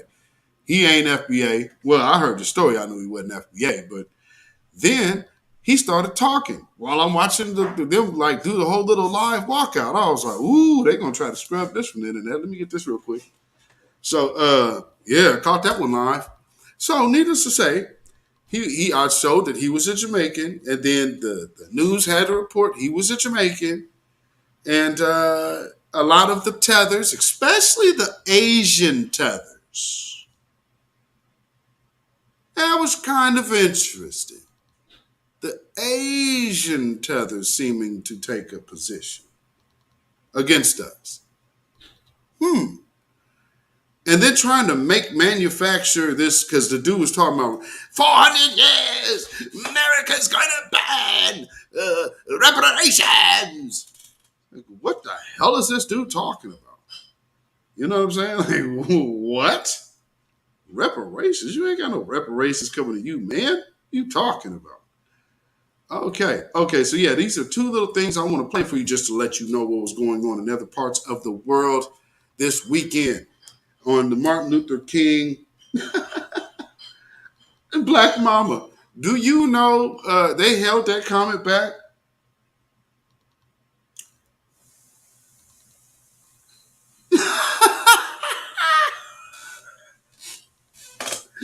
I guess besides the Israel bots, we also have the Asian bots. Imagine that. Okay, so this is the next one, I think. I want to play, yeah. So check this out. This was going on, I think this is Arizona. So, in the state to where and then y'all may not understand the historical, because some of y'all might be too young to remember, but the historical significance about being in Arizona on January 15th, which is Martin Luther King's actual birthday, is that Arizona was the holdout. John McCain, that racist bastard, was the main one fighting against making Martin Luther King's birthday a national holiday. Yes, Judah Queen, you're right. That Burger King, that dude did work there at Burger King. Oh, shout out dark skinned brother. That's right. You are a veteran. And shout out to all my soldiers, all my veterans, because certain people thought I had. Yeah, I don't know. I don't have any kind of distance. I have an ultimate respect for a soldier. I didn't respect who our soldiers were sent to, with the reason they were sent to fight for. I'm not respecting the leadership that sent them. I respect soldiers because soldiers are soldiers. Soldiers follow orders. And soldiers do their job as a soldier with integrity. Unfortunately, some of the times the people that have soldiers at their luxury don't have that same integrity.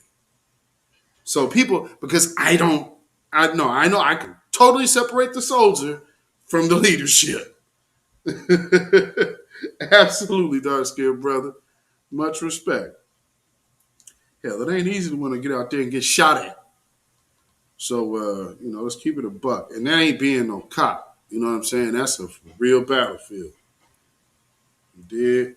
So I respect it. Because one thing, see, police ambush people.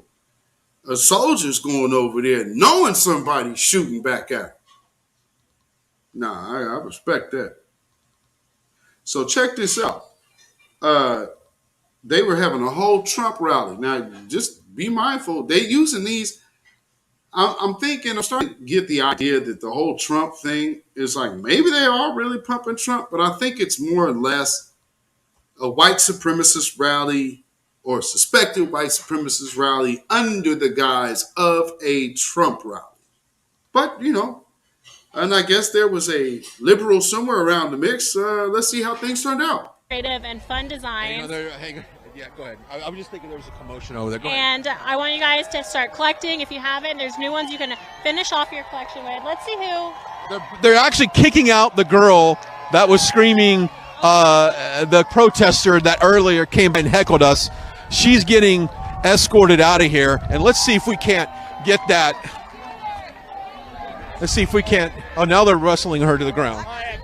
Let's go. This right here is what happens when you come and you become disruptive. That's what happens. I saw exactly what she was doing. And of course, this is what she wants in a way. She wanted to be disruptive like this. So.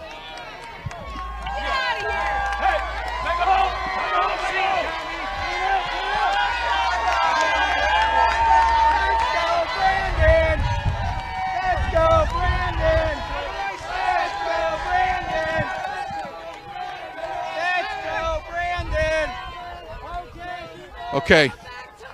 Get out of here, communists. We say no to the radical left. We say no to the radical All right. left. There we go. So, note to everyone here, when you become that, there's an insurrectionist. That's what happens when you come to a rally and you be disruptive. Like, you don't see that. Like, it took that to disrupt.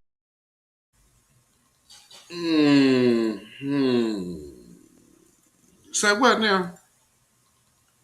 Say what now, suspected white supremacist man? Boy, these people's memory, boy, I tell you. Jeez, hey, fella. With that type of attitude, I guess you forgot all about your buddy, huh? Hey, remember her? She was Ashley Babbitt. When you guys were breaking the law, and then this man right here was a great American hero and had to pop her ass and put her rabbit ass down. Do you remember that moment, man? Oh, man. Maybe it was like, maybe she was one of these dudes, man. I mean, whoa. Boy, you guys are really peaceful. And then let's make a joke. She's an insurrectionist. Oh, man. Let's take a moment of nothing for Ashley Babbitt. Rest in peace.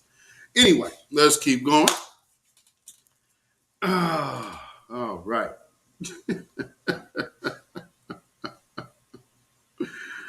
Oh, boy. And again, our brother Marcel Dixon is running for Congress to upseat butter biscuit eating Jim Crow. Gotta go, Jim Clyburn. Don't be like these people in the background here, which are all just like these people here. Ooh wee, yeah, buddy. Yep, don't be like this. And don't be like this. Don't be like this.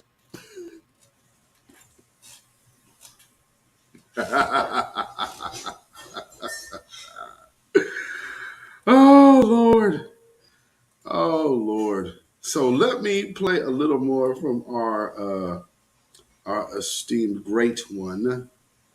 Oh, first, no, wait, I gotta play this other thing for you because family, y'all gotta pay attention to what's going on with these allies. That's right. Is this it?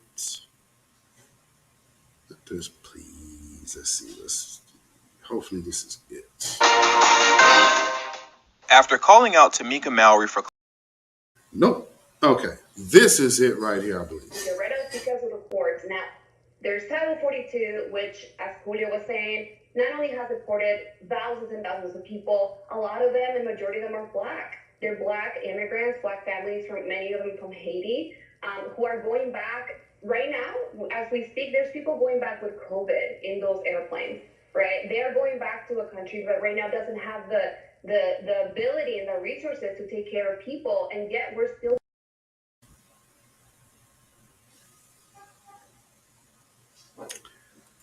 Oh, Lord. So, the African American, we have black people. Well, they're going back to their country with their sickness. Why should they be coming here to our country with their sickness? And hell, give them all the shit we don't want. Makes sense to me. Like I told you, everybody I know who got sick got fully jabbed, fully venomized. I mean, hell, everybody I know who's dropping dead, fully venomized. Everybody I know who caught it without the venom, you know.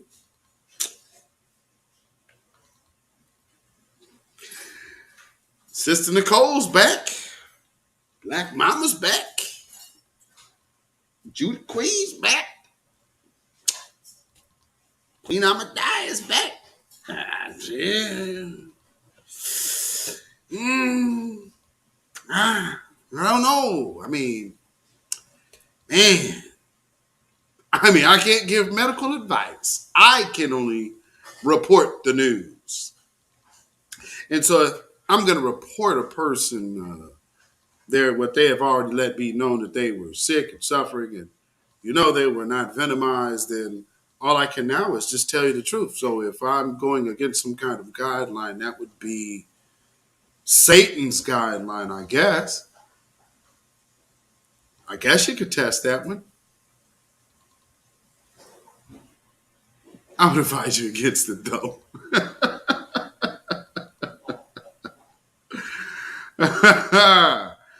Oh, boy. And let me reiterate, there are matters of spiritual situations that not everybody is meant to touch.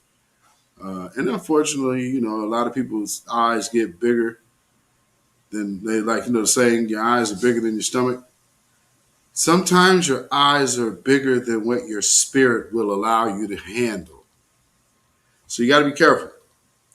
Because I see a lot of people getting into certain things. It's like, here's one thing. For some of the people who be doing that burning candle stuff on folk, let me tell you something. You're going to burn a candle on somebody that's going to know you did it. Then what are you going to do? Just telling y'all want to be up here, you better be spiritually tight and right before you put your hands to something.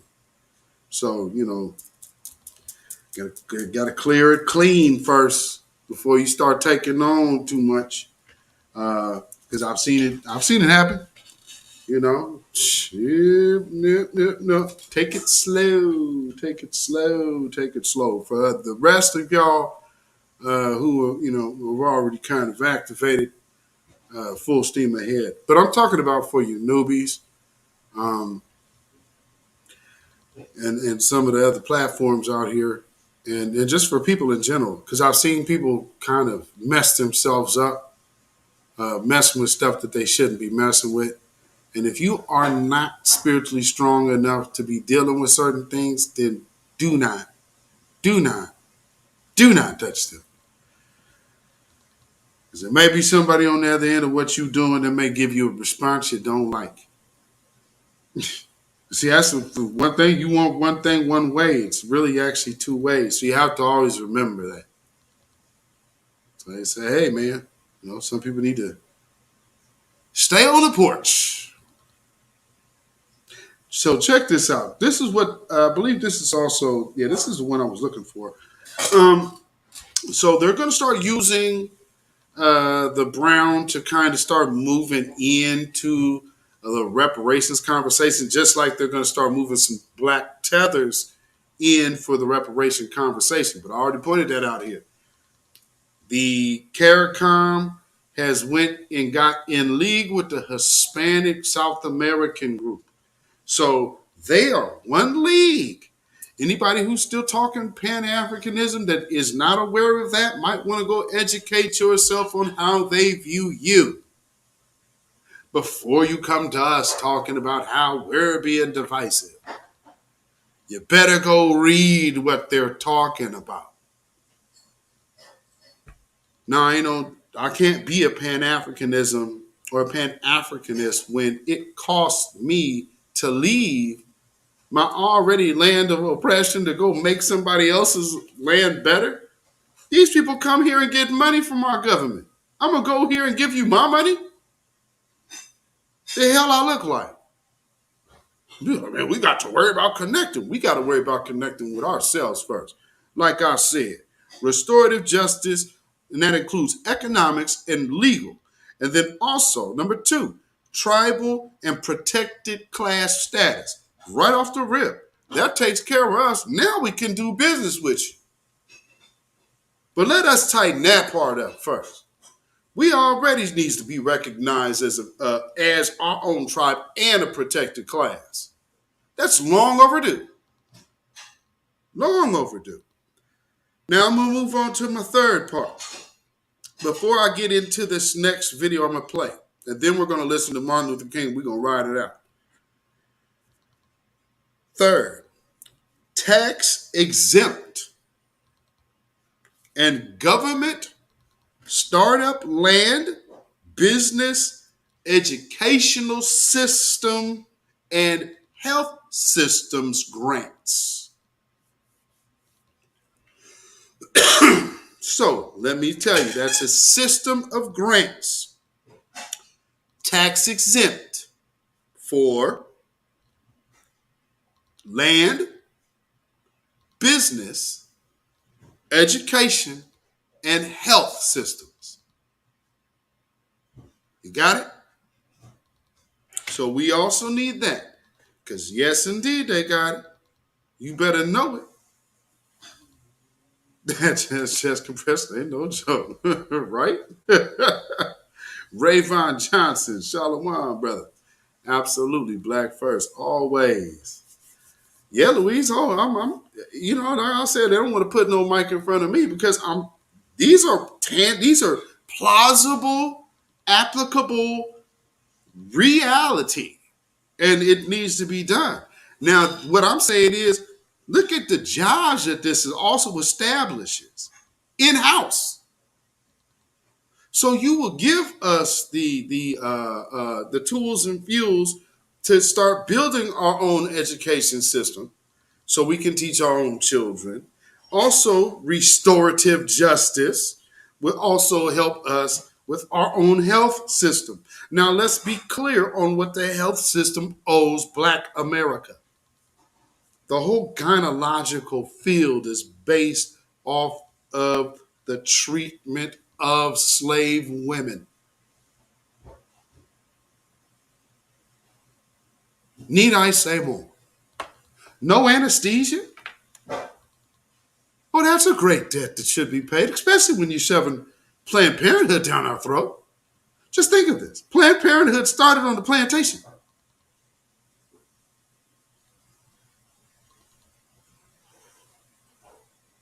Y'all better start doing some serious investigating in the shit y'all be believing in, especially when it comes from them. Man, you chasing a death chaser, it's probably easier that you're going to find death somewhere around it. I just told you 2 spaces where they champion. Where's death? What's there? Death. I mean, just on the flip side of it, the love of money is the root of all evil.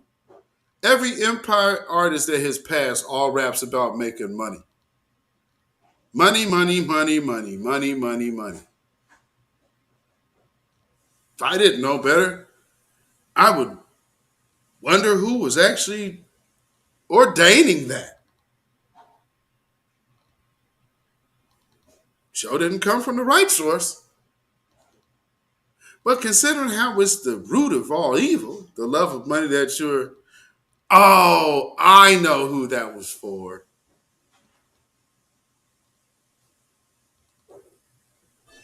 Will I sacrifice myself? Will I go to hell? Yeah. However, I get the righteous cause, though. These people do know what they signed up for. When I hear some of these things in these raps, like, oh, you actually said that? You know what you're doing. All right. These people did sign up, and they do know what they're doing. So, I mean, I don't feel no kind of way when things happen like that because I get it. You know, it was important for them to have monetary gain. There's a saying that goes,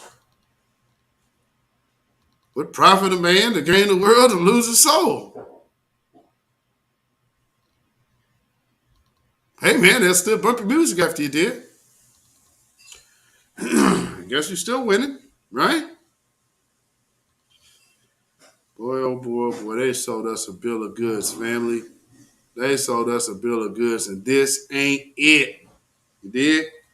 So, let's go on to some more because they already know. With the more and more of us waking up to just the greatness of our own individually, on an individual level, you just ain't going to take no more shit out of here. With that being said, they also know not that everybody's going to be aggressive, but you might be a little more apt to check a person out of line with you. So again, it's more of this push of let's make sure we make these people the face of anger and then make people the face of violence. That's another reason for the whole Dolph thing being so much news. I mean, that's national news. He's a rapper, national news. He was a very rich rapper, but it's national news. You understand what I'm saying? So check this out. I believe this is it. Our LA also seeing a wave of deadly attacks over the last week. Yes, a UCLA student is stabbed to death while working alone at a high-end furniture store, while a 70-year-old nurse dies after being attacked at a bus stop. Elizabeth Heng, California congressional candidate, joins us now. Elizabeth, thank you for getting up early. Your reaction to this tragic news? It was absolutely devastating that how the crime continues to increase in our communities. Every high concentration of crime right now is in places where Democrats control most, if not all, of the levers of power. And how long will we continue to give these same dangerous and radical policies before we stand up to for the average American who is the victim of this violence and crime that we just saw transpire? Did you hear the verbiage? Average American. You're a foreigner. You're not an average American. What do you mean by that? considering how you're not actually white and your ancestors don't hail from this land. What average American would she be talking about? Oh, although she is Asian, she must align herself with someone that would consider themselves to be the average American. I wonder who that could be.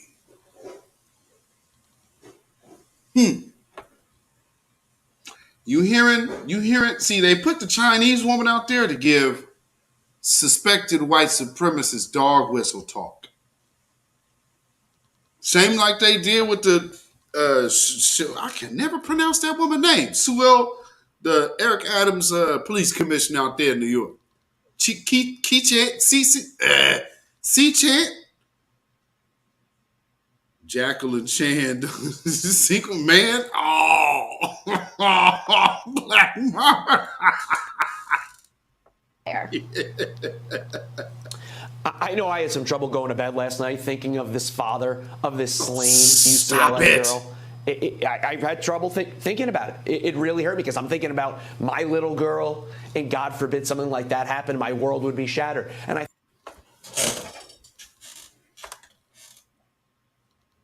Anybody remember a woman named Atiana Jefferson? Breonna Taylor? No different. Both at home. She's at work, but all three innocent. No crime being committed. No. Just a brazen murder. This little white girl, was a homeless, looks like to be an immigrant. And Breonna Taylor and Atiana Jefferson were homegrown domestic suspected white supremacist terrorists with badges, aka race soldiers. Same demon, different color, but same demon. So what's different? Oh, the color of the victims. Well, it's funny because the color of the victims seems to dictate the content of character conversation. Y'all notice that? I'm only just exposing the devil here. I'm just saying, do y'all notice when they do that? See, you can't even get to the content of Breonna Taylor's character. She was a whole EMD. Atiana Jefferson was a straight A, top of her class medical student, entertaining her nephew on a Saturday night. She's the designated babysitter with a life of her own. Does that tell you she was on some foolishness? No. It tell you she had her head on super straight. So straight enough she legal. Oop, I'm here with my nephew. Oop, somebody at the window. Now I got to protect me and him. Then you shoot her through the window. Not acknowledging them. And then nobody's getting murder charges? All right. What are we talking about here? But we're here. Now we're hearing about the country. I had problems with this all night, just thinking about how any father would go through this, losing his daughter. Cut it out.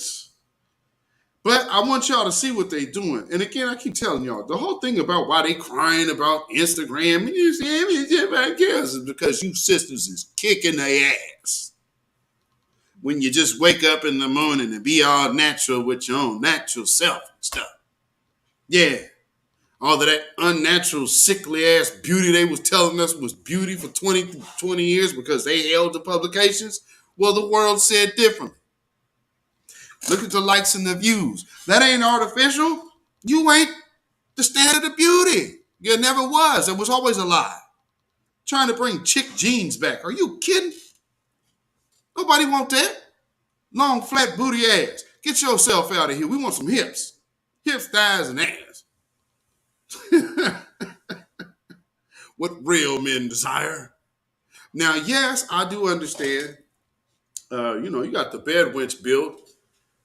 So, we got one here working on the news, too. She cold piece, too. They always got her dressing ugly. It's like, did you dress like that or did they make you dress like that? Because ooh, Lord. But she got that look, the slim with the natural hair look. They ain't never dated a black dude except for her homeland. Radical policies before we stand up for the average American who's the victim of this violence and crime that we just saw transpire. I know I had some trouble going to bed last night thinking of this father of this slain UCLA girl. Crap. I've had trouble thinking about it. It really hurt me because I'm thinking about my little girl, and God forbid something like that happened, my world would be shattered. And I thought the father had an interesting analysis of what happened. He shout out to Samira Rice and all of you other mothers of the slain. Screw this dude. Anyway, quote, crime is truly spiking. We have a lot of criminals on the streets that shouldn't be out. We can't afford to have the good constantly knocked down by the bad. Why have blue states, Elizabeth, focus so much on protecting the bad, but not the good?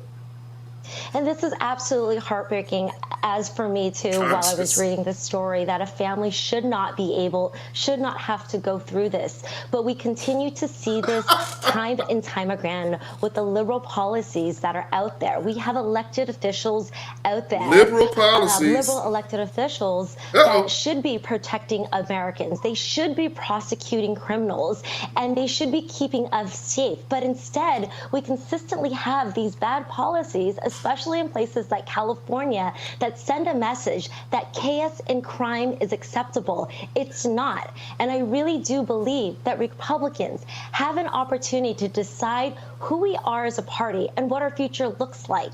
The Democrats have chosen what the next generations of their leaders look like, the AOC and squads of the world. And they It's funny that she's talking about looks like, because she has to actually address what? She has to address looks, and I'm noticing somebody must have told her, you got to make sure you interject that one in, because if y'all not noticing, matter of fact, I'll tell you what, I'm going to do this. I'll tell you what I'm going to do. Okay, family, I'm going to take her face off the screen. Tell me who's talking, okay?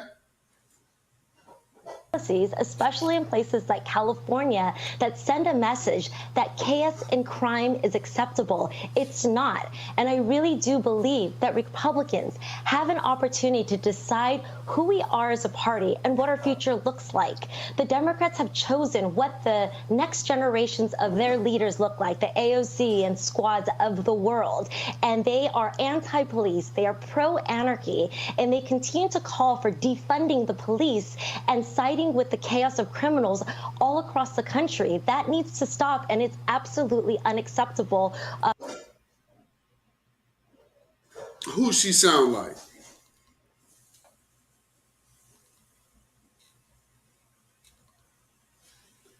Thank you, CH464.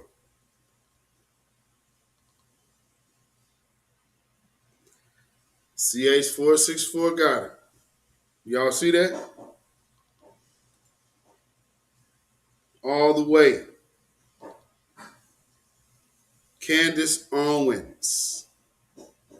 She sounds just like Candace Owens. She's using the same exact speaking points and pattern. So yeah, see what y'all, because I showed her, if I would have just played this for y'all, would have thought that was Candace Owens. Y'all would have thought that was Candace Owens had I not shown you that she was an Asian woman. But she's using the exact same talking points. And the liberals aren't doing anything, and this and that. Oh, the pain. Now, see, here's what's so funny about not punishing crime. It's amazing that they always keep talking about punishing crime when you got a shooting or stabbing or something. But all of a sudden, punishing crime is not the conversation about these people. Man, there ain't no left and right, family. There is only anti-black, and that is the only position that she is taking. I'll give enough of her. She can get up out of here, because I think that's about enough of what I wanted to play of those people, and we're gonna get back to something Martin Luther King was actually saying. And this is one of his last speeches. So this is one of his last speeches. I advise y'all, if y'all ever have the opportunity to build up your archive of stuff, get as much of our old scholars' lectures as you can. Even if you don't get a chance to watch them all right away, just start storing up your data bank. You feel me? Get as much information as you can from our scholars, because you see who they're trying to replace our scholars with. People who have no connection to us, people who have absolute disdain for the descendants of slaves because they had to flee their country and come here to be any value of anything. So when we start claiming ourselves and claiming our own status and making our demands, all of a sudden, yeah. So let's go here why I came up with this idea and this plan. Now, I played a little of the videos before, but again, we need to understand how they represent Dr. Martin Luther King. They represent him as a person who was only after integration, and now they don't even talk about integration anymore. It's all about voters' rights. And he never spoke about voters' rights until he did voters' rights. Then it got accomplished. What was next? Reparations and economic, this restructuring here of American economics wealth distribution system. Now that died on the vine. None of these other Negroes picked up that mantle now, did they? Instead, they told us about how we could integrate while we're not getting anything. We're not getting any financial benefits. And that absolutely is totally 100% against what Dr. King actually represented. Without any further ado, not the lie, but the truth. To serve the needs of the Negro community. And I can say to you today that as a result of Operation Breadbasket in Chicago, both of these Negro-operated banks have now more than double their assets, and this has been done in less than a year by the work of Operation Breadbasket.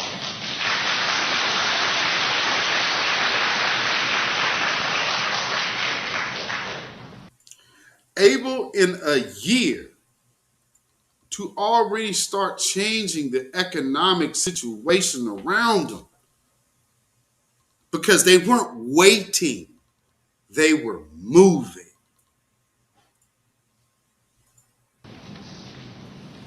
In addition, the ministers learned that Negro scavengers had been deprived of significant accounts in the ghetto. Whites control even the garbage of Negroes. Consequently, the chain stores agreed to contract with Negro scavengers to service at least the stores in Negro areas. Negro insect and rodent exterminators, as well as janitorial services, were likewise excluded from major contracts with chain stores. The chain stores also agreed to utilize these services.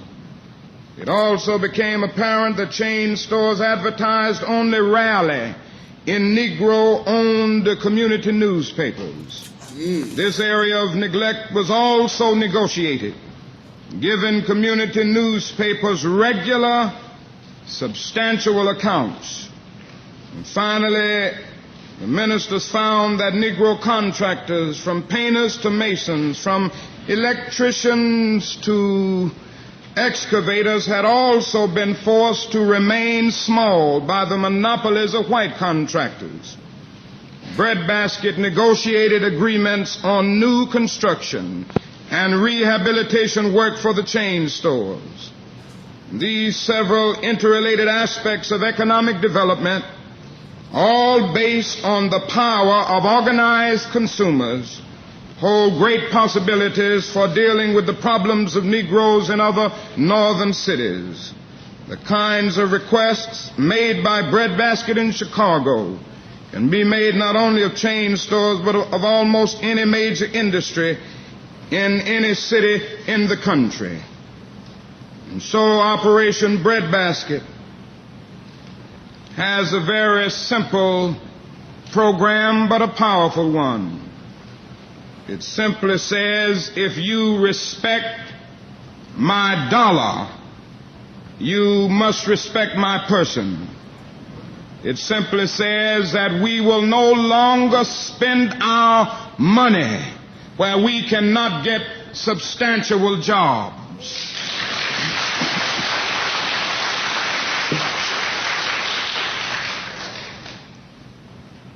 In Cleveland, Ohio, a group of ministers have formed an Operation Breadbasket through our program there and have moved against a major dairy company.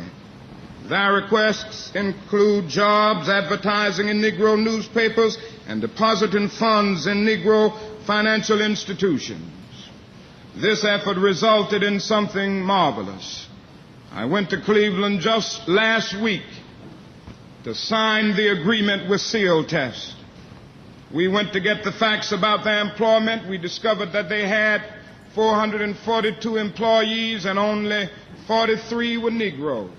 Yet the Negro population of Cleveland is 35% of the total population. They refused to give us all of the information that we requested. And we said in substance, Mr. Seal Test, we're sorry. We aren't going to burn your store down. We aren't going to throw any bricks in the window. But we are going to put picket signs around, and we are going to put leaflets out, and we are going to our pulpits and tell them not to sell Seal Test products. Now, did you see the move? The move was economic. Not we shall overcome. No, strategic and economic based. And not to purchase Seal Test products. We did and that. Negroes, absolutely. Ain't no African Americans. Went through the churches. Reverend Dr. Hoover, who pastors the largest church in Cleveland, who's here today, and all of the ministers got together and got behind this program. We went to every store in the ghetto and said, you must take Seal Test product off of your counters. If not, we're going to boycott your whole store.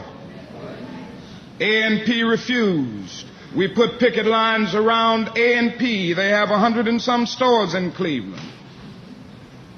And we picketed A&P and closed down 18 of them in one day. Nobody went in A&P. Closed down 18 stores in one day. Ain't nothing that marching and voting is doing when you're exercising that kind of power. That's why they want to talk about voting, never about boycott. For the people who pump Martin Luther King so much, never. Oh no, he totally understood the power in economic boycotting. And he just showed you so by shutting down 18 stores in a day. They don't tell you that about Martin Luther King now, do they?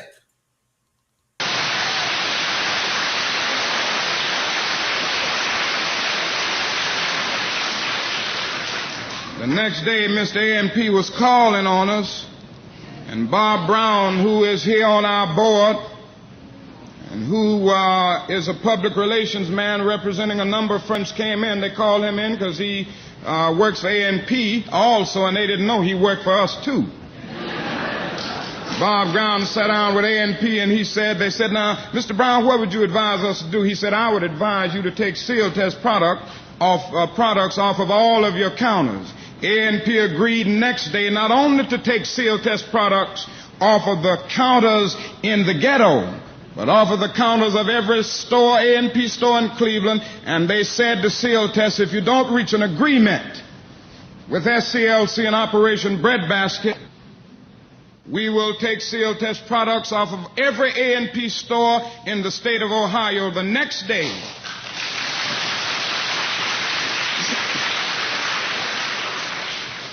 The next day, the seal test people were talking nice. They were very humble. And I'm proud to say that I went to Cleveland just last Tuesday, and I sat down with the seal test people and some 70 ministers from Cleveland, and we signed the agreement. This effort resulted in a number of jobs which will bring almost $500,000 of new income to the Negro community a year. He say votes? He said it's going to bring in votes? It's going to bring in 5 million votes to the community a year? That's what he talking about, right? Voting? Because that's most important, right? I mean, yeah. Oh, we don't need them dollars he talking about. No, he go votes. No, he talking dollars. He talking votes. I ain't hear vote coming out of his mouth yet. Have you heard vote, family? Vote, vote, vote. And he knew that the most important thing for us to do was vote, vote, vote. I'm hearing a whole lot of economic restorative justice talk. Maybe I'm confused. Just maybe I'm missing it here. I don't know. Tell me. But I think I'm hearing this brother right.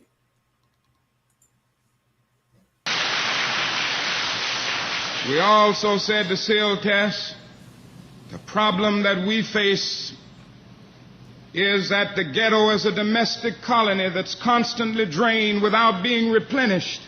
You're always telling us to lift ourselves by our own bootstraps, and yet we are being robbed every day. Put something back in the ghetto. So along with our demand for jobs, we said we also demand that you put money in the Negro Savings and Loan Association, and that you take ads, advertise in the Cleveland Call and Post, a Negro newspaper.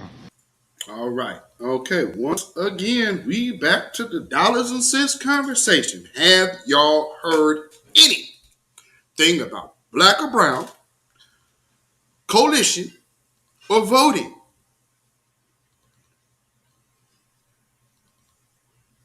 $12 is a multiple of 144.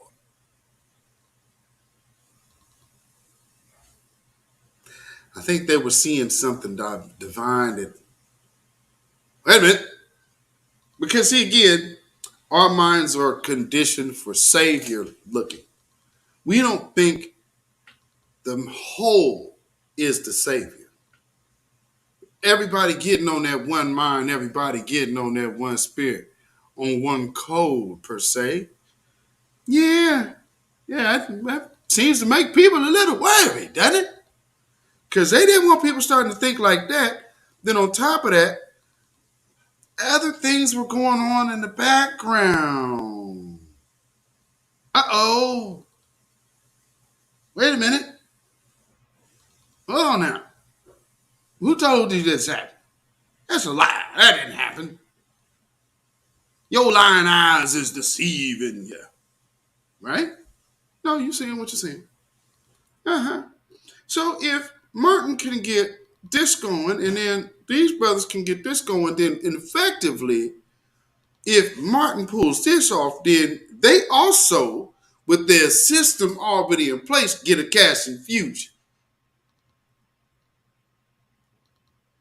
Oh, we got to get Martin out the paint. Because we can't get to Muhammad. But Martin got a whole bunch of snitches around him, so we can easily get to him. Just taking y'all back to walk down memory lane so you can understand what you actually see today from these traitors who call themselves your leaders. They are traitors, and they have no regard or respect for this man whatsoever. And they don't have no love for us. Bottom line, cut the check. Don't tell me about no damn voting. That's a gimmick. And I just played for you a actual broadcast from earlier today in the press conference of the President of the United States, asked directly, couldn't sidestep the question, asked him, hey, black voters down there in South Carolina in the district of Jim Clyburn are telling us, we just feel that this whole Voting Rights Act is just a big publicity stunt, and his constituency wants to know what actual policies for Black America are you going to put in place? He was only prepared to answer the church crowd question, which was going to be about voting rights. He didn't even process the fact that the very first thing he heard was this to voting rights. We don't give a damn about it. What's up with that money, though? Oh, well, I mean, I guess the first thing I could have did was go ahead and push the act. Why wasn't I doing the act sooner? Dude, did you just not hear her tell you we didn't give a damn about that? And he was stuck. He couldn't even do anything. He just kept having to refer to an act that was already told to him no one gave a damn about. And he's still talking about it. It's so important, and I've always had black people's backs. You don't even have your ears tuned to the reporter that asked you a question about black people. All you had was your script in mind. Well, here's what's so bad. The intellect that black people can exercise and show is always discounted for people like that because they're in position by other black people. That's disgusting to me. That is disgusting to me. This bumbling idiot can't get through a press conference, and you can't ever ask Kamala Harris a direct question. Talk about she the first black. She ain't the first black nothing. And it's starting to look more and more like she is actually a Caucasian, because ask her a direct question. She can't answer. And she an Edomite if I ever seen one. It's like I said, I did that back to 2013, 2012. You ever want to know how to test out an Edomite? Ask them a direct question. Been teaching on these devils for a while.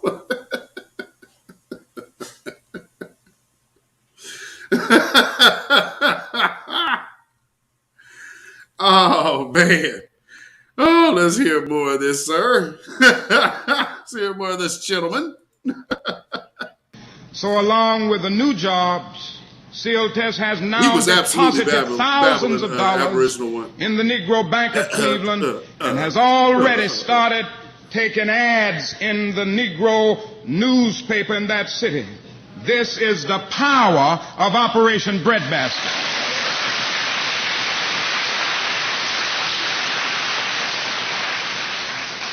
Now, for fear you may feel that it's limited to Chicago and Cleveland, let me say to you that we've gotten even more than that in Atlanta, Georgia. Breadbasket has been equally successful in the South. Here, the emphasis has been divided between governmental employment and private industry. And while I do not have time to go into the details, I want to commend the men who have been working with it here. The Reverend Bennett, the Reverend Joe Boone, the Reverend J.C. Ward, Reverend Dorsey, Reverend Gray, and I could go on down the line. That laugh. They have stood up along with all of the other ministers. But here it is the story that's not printed in the newspapers in Atlanta.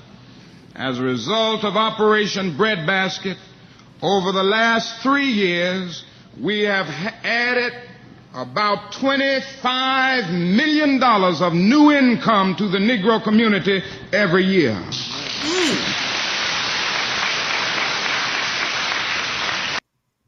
So far, what you have heard is a report card on the money that he's starting to make. Are you starting to get a little more? It wasn't about no damn dream of integration. this was the problem. All these bucks this brother was turning. He came in and it started being about his ass. You did? And I'm talking about the way he was doing it, hands down. Because, and that's what I'm looking at for when I say the Martin Luther King Reparations Act, because he did absolutely have, he had the first part. He didn't have the education part because we were still not looking to ourselves as educators. And we were not looking to ourselves as the medical field either. So that would be how we advance from there, because a lot of these old devils want to get us locked up and locked into the mind of sticking with what they were doing in 1960 something. This is 2022. Yes, we can take a part of that, but we're going to have to implement our own tactical genius and paralysis to this situation and make it work for us now and our future's sake. So we're not going backwards. Excuse me. We go backwards in lieu to reference our own history and our scholars' understandings of our history, not what they want to teach us. So that's what I'm saying, especially in the future, as they start trying to tighten up on history, make sure you start building up your data banks now with our scholars' lectures. You know, you got John Hyman Clark, you got Dr. Francis Cress Wilson, Dr. Ben Sertima,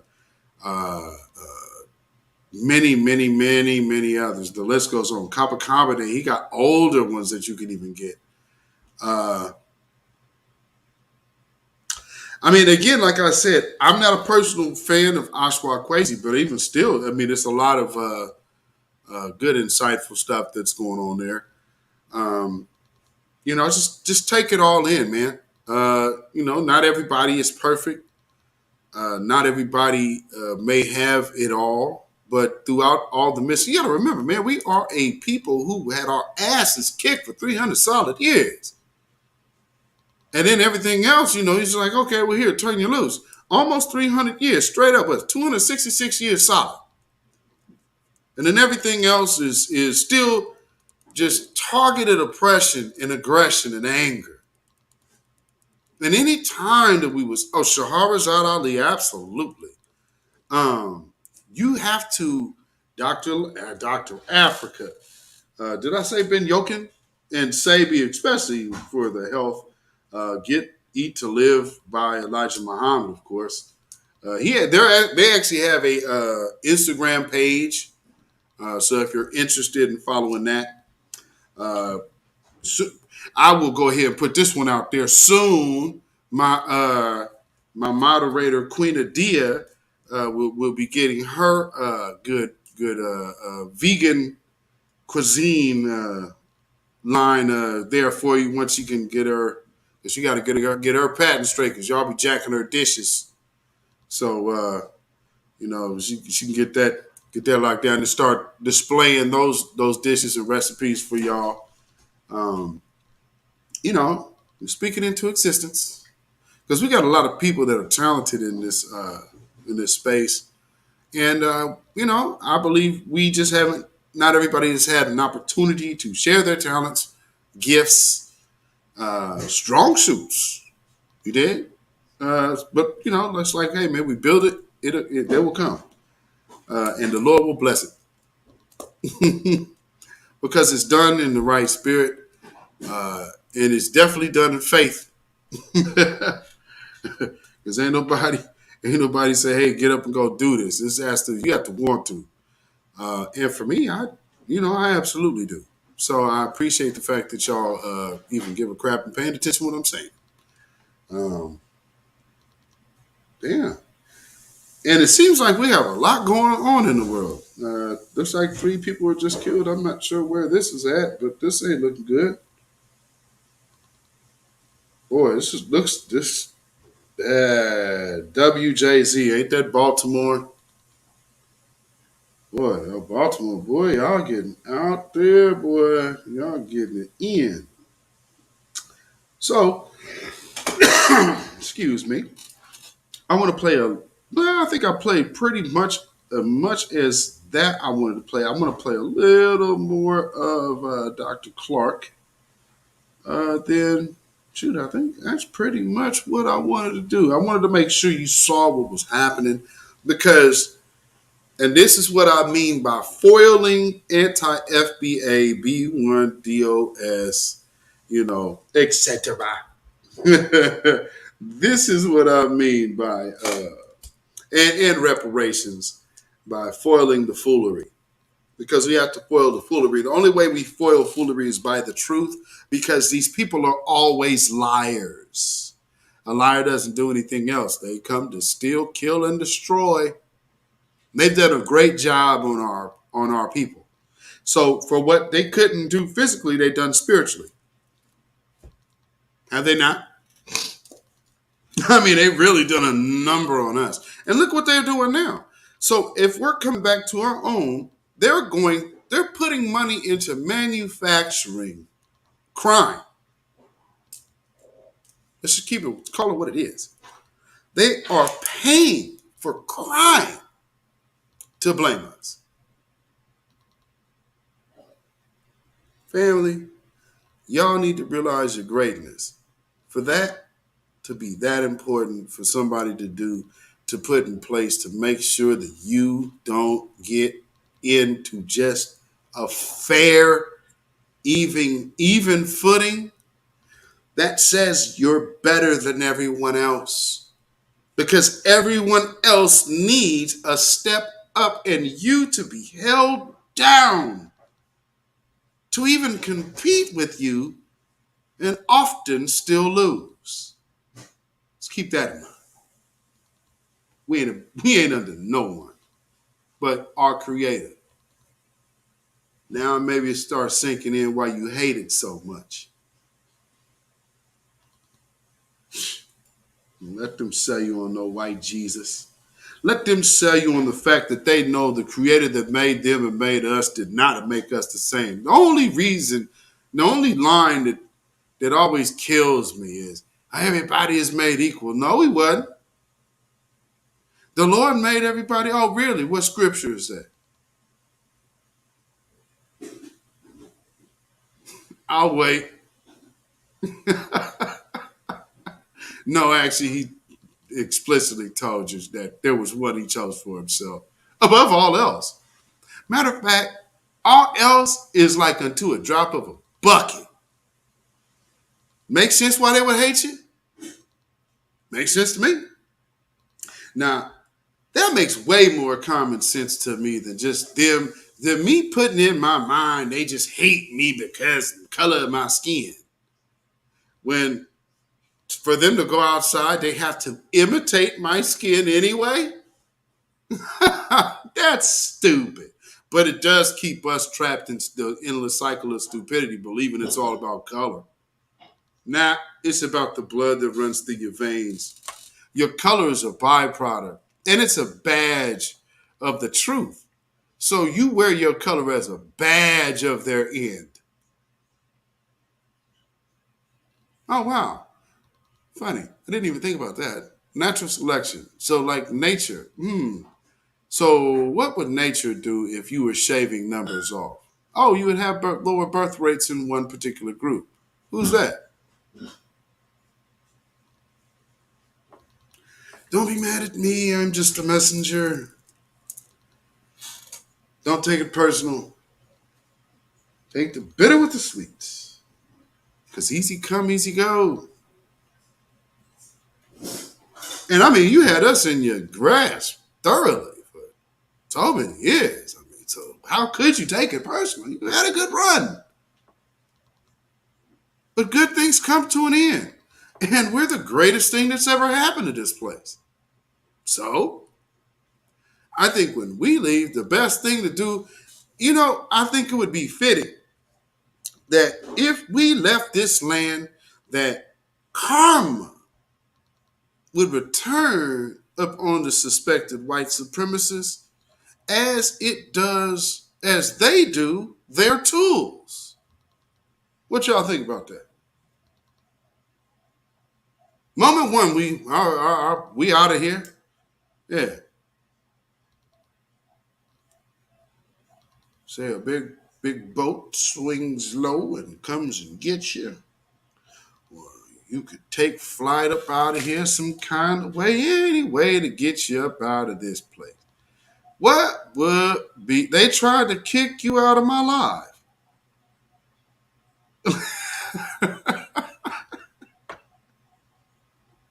Oh, they doing the most. I mean, right now, I probably have like quadruple the amount of my followers, but because they don't want me monetized, because I see my watch hours are still a little low, but I mean my watch hours and even my views, there's nothing that is making sense about what I see. So for me to just be like at 510 followers right now, please. But again, it is what it is, family. I don't care about that because at the end of the day, I believe my faithfulness is going to pay off in the right way. So it's all good, man. It is all good. You were just kicked off too, Mary. Oh wow, yeah, they doing the most. They doing the most. Well, okay. Well, but before you get kicked off again, let's get back to our elder ancestor, Dr. Clark. How did Malcolm develop an international perspective on our struggle? Oh, that was in his last trip to Africa and his contact with African nations who had promised him that they would take the case of the American black to the United Nations as a human rights case, as they're authorized to do under the United Nations Charter, and not as a civil rights case. He had attempted to internationalize the black struggle and to take it beyond its domestic base into the international arena. Now, he barely right, got conscious off of the ground.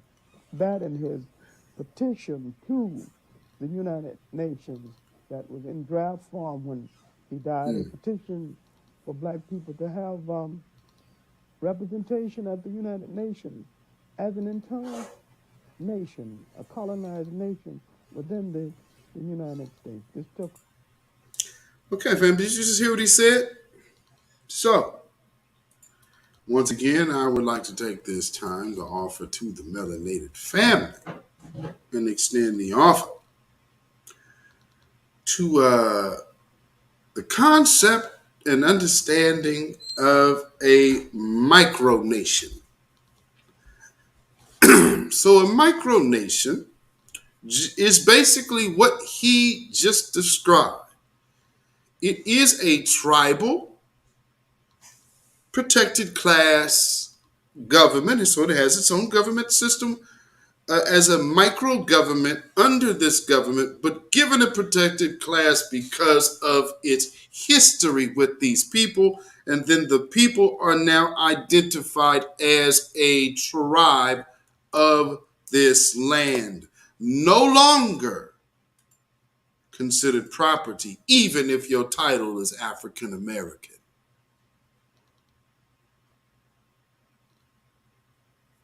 Come on in. I show up early and I work different. A great deal of skill and nerve, and this may be the cause of his death. I have, in my study of black leadership, especially in this country, I see one pattern repeating itself. Every black leader who shows black people the true nature of power and how to deal with it is either assassinated, driven into exile, or driven to suicide. And the pattern has not varied from the mysterious disappearance of David Walker, 1829, after his famous appeal. And you can look at this pattern and you see its consistency. W.B. Du Bois died in exile. Monroe Carter, the famous Boston Brahmin, allegedly fell from the roof of his own house.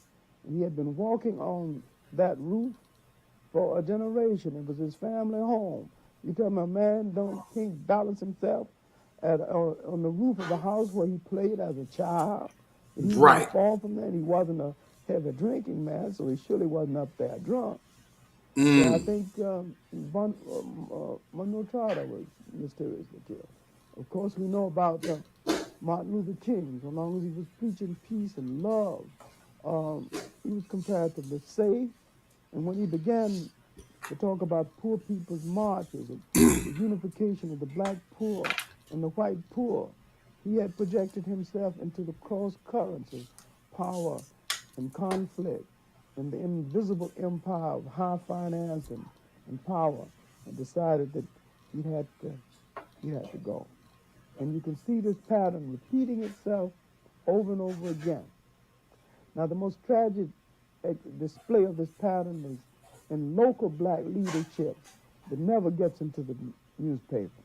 I mean, in the small towns and blacks protesting, and sometimes they're killed by the hands of blacks, but it doesn't matter whose hands killed them, who ordered the killing is what is really important. It really doesn't matter whether the Jews killed Christ. The main thing is that Roman colonialism dominated the area, and if the Roman colonialists didn't want him killed, they could have stopped it by the wave of a hand. And so the Romans are more guilty if anybody is guilty at all. And see, I'm saying that it doesn't matter if black hands killed Malcolm X. They obviously did. But black hands, black minds didn't order the murder of a Malcolm X. But this takes us too far from our subject. What we're trying to deal with is the pattern of murder of black leadership by the establishment that has been more than consistent for well over 100 years and will remain so until there's enough political and physical power in the black community to tell that establishment that this man, my spokesman, will not be sacrificed. What kind of leadership? Now, something that Professor Black Truth says all the time: you have to protect those who advocate for you, or you will not have anyone to advocate for you. And I totally agree with that. Where can you get that lecture? Actually, some of them are on YouTube.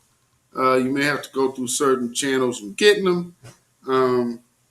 But you should be able to see. Go follow Afro Marxist. Afro Marxist puts a lot of these up, and Black Real. Black Real puts a lot of these up. So if you follow them, man, it's a ton of them. Even some that aren't even on YouTube, you may have to go to a college website to go get it. So you can do that as well. I would advise getting as much as you can because there's so much great information in these lectures. Now I'm talking about going all the way back, even old debates with was it Tony Brown? I mean, all of it. It's all pertinent and it's all relevant information to today. I mean, like what he's saying is pertinent information to today, just like what he just finished out saying. That's the whole reason for all of you now. This time, it ain't just one person. It's everybody. And you can't kill everybody. Because you kill one, the show still goes on. Because this show ain't being stopped by one monkey. We've learned that from our own history. The establishment has sought to assassinate every leader. Well, let's do it differently this time. Everybody's the leader because the leader is the code.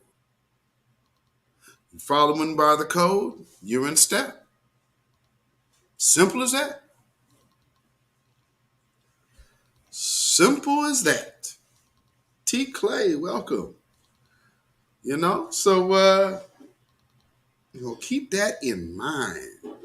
And again, I just want to reiterate, and I can't harp on enough your own personal greatness.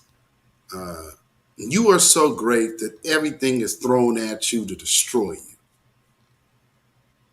You in particular. No one else is targeted like us. No one else. Down to the image we see ourselves as the stuff we hear about us, as the stuff we'll never see on TV promoted about us, as the good stuff we'll never hear promoted about us, as all the different opportunities that other people get that we never have known even existed, because the establishment has made sure to keep it that way. Well, I have a plan to kind of put that to death.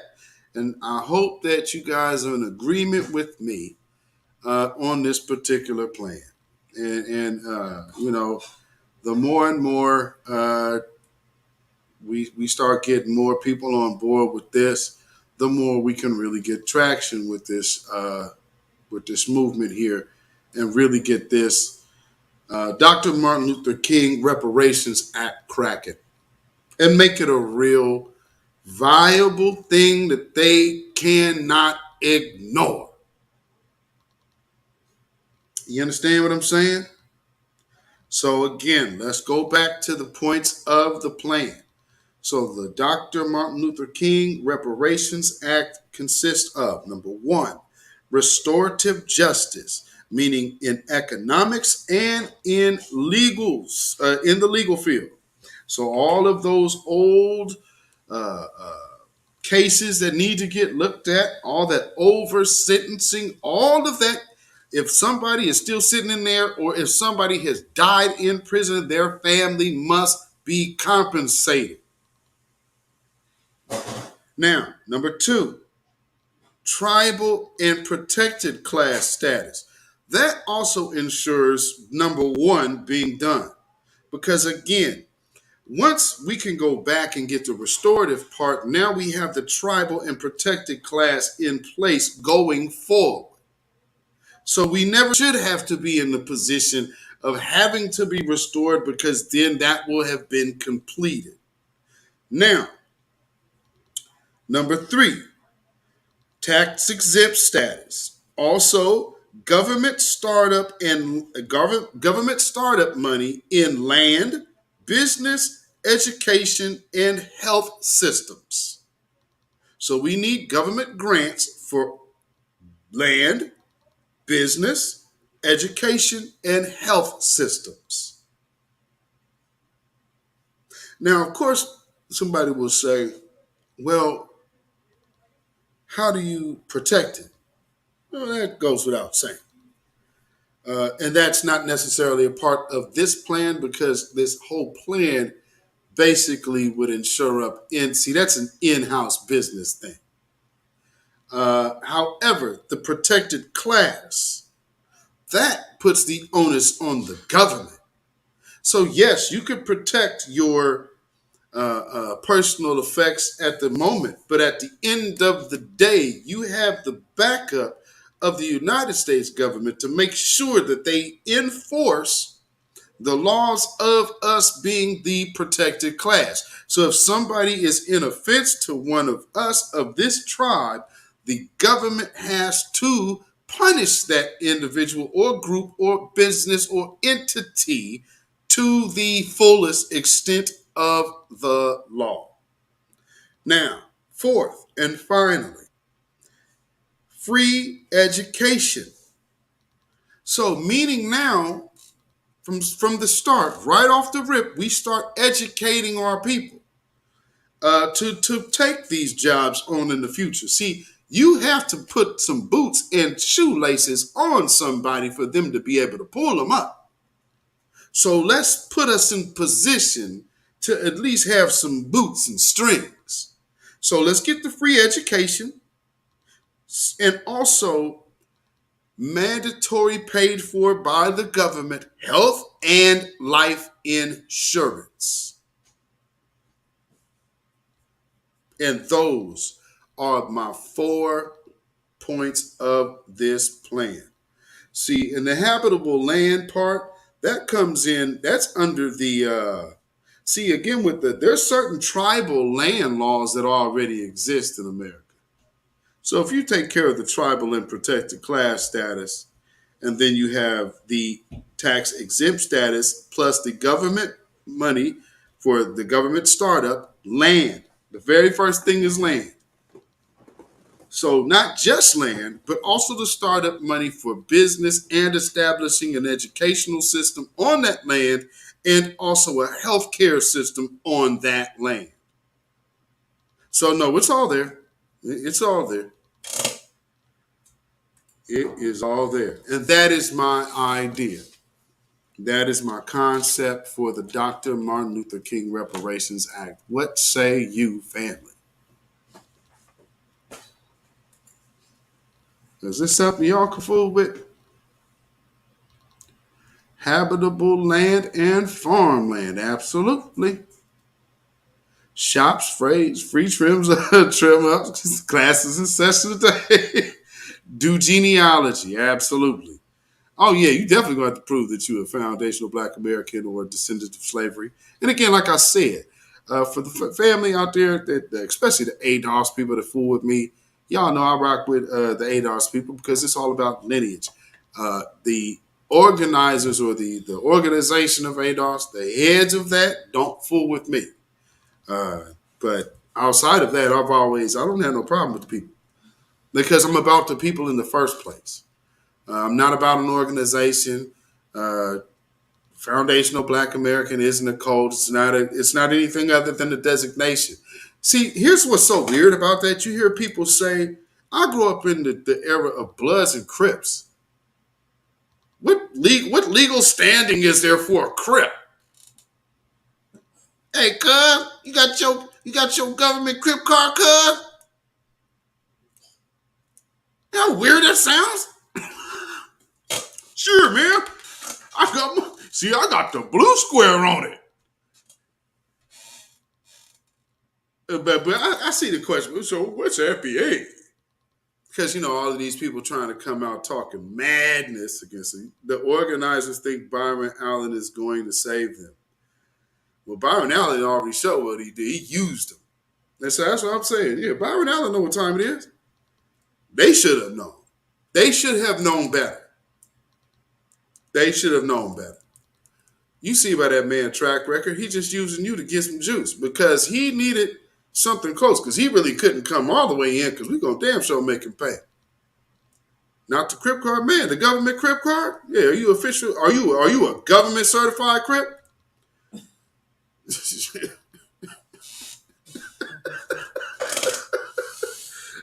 Government certified blood. I got my Pyru card right here. Oh my Lord. Oh goodness. See, these people here, man, you can't. That's why I want to make sure I let the insight of the thinking of your enemy be real to you. Yeah, gotta have the Pyru card. The national / international the government Pyru card. Yeah, they'll put that on your new what they call them, the real IDs or whatever. So your passport would be like, it'll be, oh, I'm this, I went to this place and this. Oh, by the way, I'm a blood, I'm a Crip. Certified by the United States of America, by the way.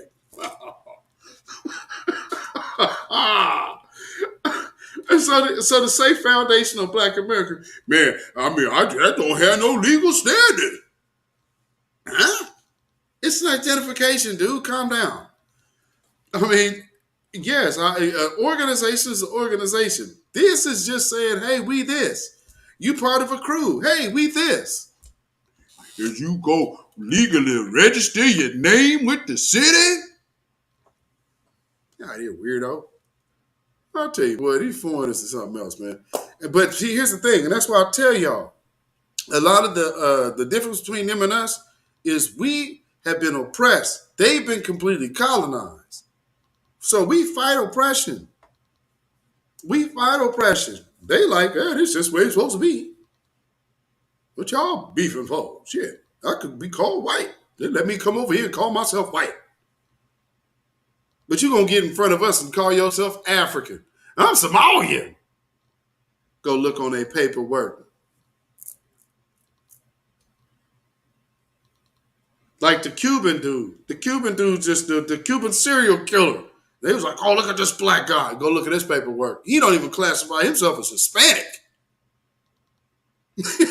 I'm white.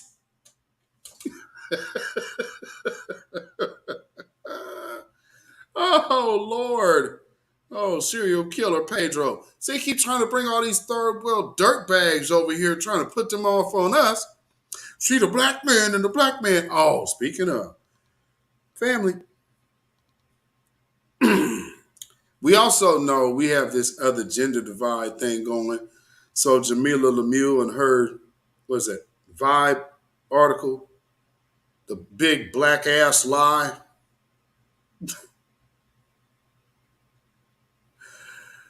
Oh, one of these days I want to do a black feminism show. Or maybe I'll do a black feminist space, because I want a black feminist to actually answer some questions. Because black feminists are just as bad as the Moors. They are just as bad as the Moors. All they do, well, not. Oh, you ain't ready for this conversation. Oh shit! Oh shit! All that misogyny and all that patriarchy you got, that got your brain clouded, brother. So you can't even understand the plight of sisters out here.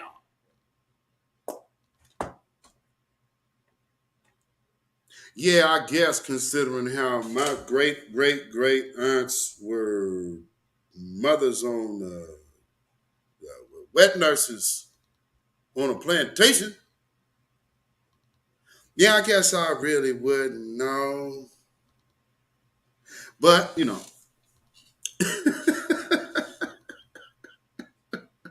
eyes white as snow. And then when it all go bad, somebody help me. Help me. Ice Negro. Help me.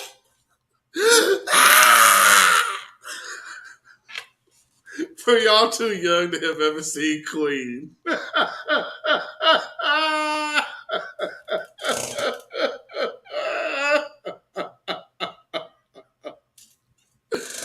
Oh, don't be out here being a broken tool. Jamila Lemieux obviously is feeling some kind of way because people ain't. Because see, again, the gender divide thing ain't really working. And then the last event was like, let's throw LGBT at the black man. Uh-oh, that ain't sticking? Shit, we out of gas. And then, see, so like the Jamila Lemieux, the whole intersectionality crowd ain't realizing, like, you realize that the white women already packed it up and went home, right? These black women still out here trying to push that shit. Says. That's their stuff and they don't even believe it. Stop pushing that. Oh, you don't think patriarchy? I believe in white supremacy. Well, what about patriarchy? You tell me where black male patriarchy affects you in your everyday life. I asked that question once in one of these conversations. Oh, you ain't ready for this conversation. Okay, well, my number one question is, tell me the main place where black male patriarchy affects you in your daily life. Oh, shoot, I ain't got no time to be educating nobody on nothing like that. You need to read Bell Hooks' book. Ma'am, I ask you, how does this affect you every day? What Bell Hooks gonna tell me about your personal experience? See how the fact she totally missed the question I asked? And I wanted to know if this was really true. So I did this again this morning. Or was that yesterday? I think that was this morning. And so I had to try it again just to see. And, if you're watching on Instagram, I got you. Always think first when you're dealing with me. Come on now. So anyway, she's playing this fella who is saying some very simpish Derek Jackson-like stuff. So it sounds like this dude kind of getting on the Derek Jackson train. Sisters, dudes know how to con women. But what I was trying to tell her is that dude know that shit he's saying is bullshit. So what I'm telling you is I'm just like, cause he's saying something to the fact of where black men, yeah, we got to deal with white supremacy, but we have to deal with patriarchy. And one thing we have to do as black men, we just have to realize that black men is trash. Nigga. Yo, mama trash, bitch ass nigga. Now, I mean, this is how I'm saying, because what are we talking about here? I'm finna call myself trash. I got sons. Why are we calling ourselves trash for no reason? I would never ask no black woman to sit up here. First thing I want you to do is accept you ain't shit. Oh, how uplifting to me. Thank you.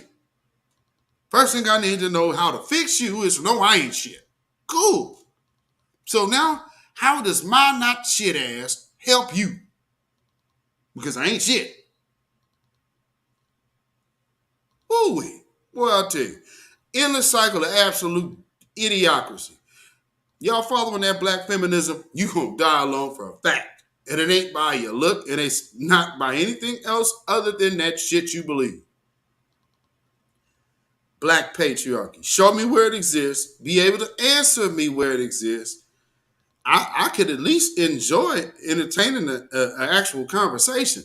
But if we're in just a shaming match, geez. So this morning, the first thing I said in my comment is, I agree with what he says. I'm just curious about his motives. Is he doing, because something about his logic is flawed. So I want to know if it's genuine or if it's by design.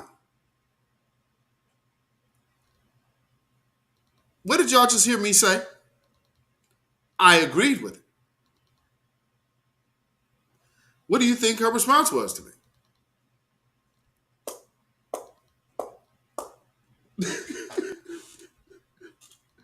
She totally ignored the fact that I agreed. Because in her mind, because I'm a man responding, she automatically thought I was in total disagreement with what he was saying. Never, ever asked me what it was that I said was flawed, what I thought was flawed about his logic. She made this big ass assumption over nothing. And you know all I told her after 3 back and forths about it? Because see, again, I asked her, I kept my responses very short because I don't have to make them long, because when you're full of shit, they got to be long. But when you're telling the truth, you can ask a really short question and watch them flounder. But I know that's when you know that logic that you're pushing is flawed. When you try me, you better have worked that foolishness out in yourself. Because I'm way above that pay grade, baby. Oh, no. So anyway, she told me about how, I guess she was under the impression I didn't understand how women or black women are unduly targeted. Well, yes, black woman, because you're black. Or did you miss that part? If you're kind of confused, this country has a particular history of hatred against not just black women, but black men, black old people, black children, black handicapped, black anything, blackety, blick, blick, blick, black. It's only you who thought there was a separation of a difference of class of black. There ain't. Not with them. So I kind of assume a lot of people that be talking some silly shit like that might be a tether or obviously don't have any tie to reparations because they be talking like dumbasses. But they be really thinking they're making sense. It's like you are talking about being black, and do you know how dumb you are? Ain't no such thing as black feminism. That doesn't exist. It's a lie. And if you can show me where you can actually make it work that doesn't bring destruction to someone else, I asked a question. Okay, prime example, I posed a question because had this same person who's on my page could have easily answered me. I said, with the gender divide / war, what is your end game, Black feminists? And their tags, it's a hashtag on that. I got no response. None. Not a one. All that strength and all that big shit people be talking, miss me with all of that weak talk. One of y'all got to step up, or I'm going to just need y'all to shut the fuck up.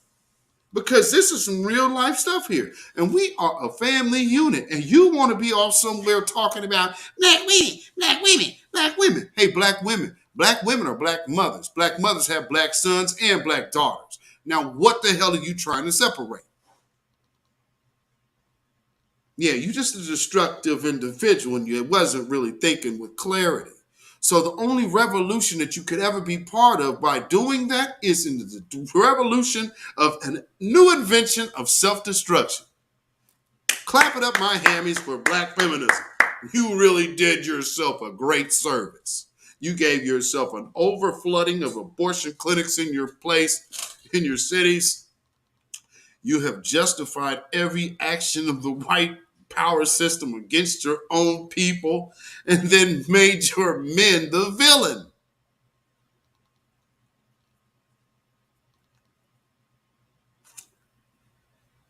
When you're dealing with that, again, you may feel like the most disrespected, but you are not the most targeted. Because these type of men like myself are a real backbone. And I'm sorry, baby, not to sound misogynistic, but ain't no woman want to step in my shoes. I'm a die hard, and I'm gonna live free. I'll fight for you if you fight for me. But there's a lot of y'all that would not want to step in any place where I'm gonna battle. Now, would you want me to lessen myself to defend you? So I can sit up here and be putting on my nails and be looking all pretty, getting into my feminine side when I need to be on post? Get your head out your asshole. That silly shit. They are selling you a bill of goods that you will not win with. Trust me. And here is a system that I'm giving you for means of repair. Because let's be clear. Sometimes there ain't nothing going on but the rent. So if we can get some restorative justice to even begin, we haven't had anybody in our Black Congressional Caucus to ever talk about restorative justice. And if they do, it's restorative justice for a whole nother damn group. They haven't been affected like us. Why would we run down the list? No. I could go up to Seattle. They got a whole Swedish hospital. Go on the other side of the city, they got Jewish hospital and smoke. Please. Here in Portland, it's all Catholic. So, no, these organizations and these different entities, they got theirs. How about ours? How about the Freedmen's Hospital? The Freedman University Hospital. How about that? Freedman University, that actually sounds pretty dope, doesn't it? The Freedman University Hospital. Yeah, that sounds pretty dope. We need to get some shirts made like that, like Hillman. The Freedman University Hospital. Man, just imagine having a institution of our own institutions of higher learning that are not founded by old white philanthropists. I'm talking about our own institutions, not HBCUs, because those aren't founded by Black people. I'm talking about founded Black college. Coin that name right now, the Freedman University Hospital. I mean, man, I'm with it. The Freedman University Hospital, I'm with it. Let's do it. Yes, it replaced all my. I know that's right. So again, family, I want to definitely pique your interest in understanding the whole. Oh, good. So, yep.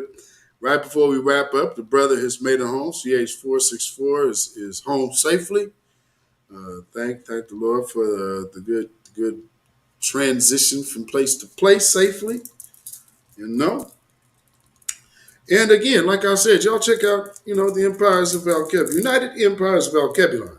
And when we say United Empires of Al-Kebulon, that means you could claim your own family and house as a country and tribe under this, number 2, the tribal and protected class status. So you got the one protected class status here, and then your own tribe and identity could come out of what that is.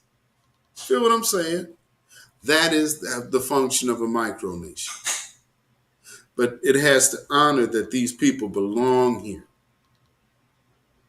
That's another thing they are well aware of that's coming. That's why they're all talking about this democracy. Democracy. Stop.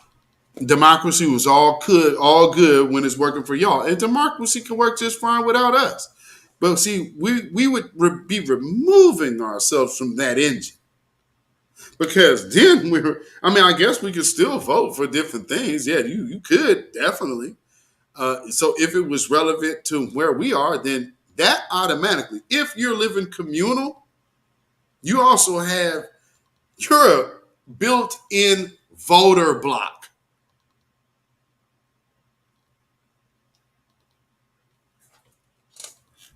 You literally change the complexion of a county just like that.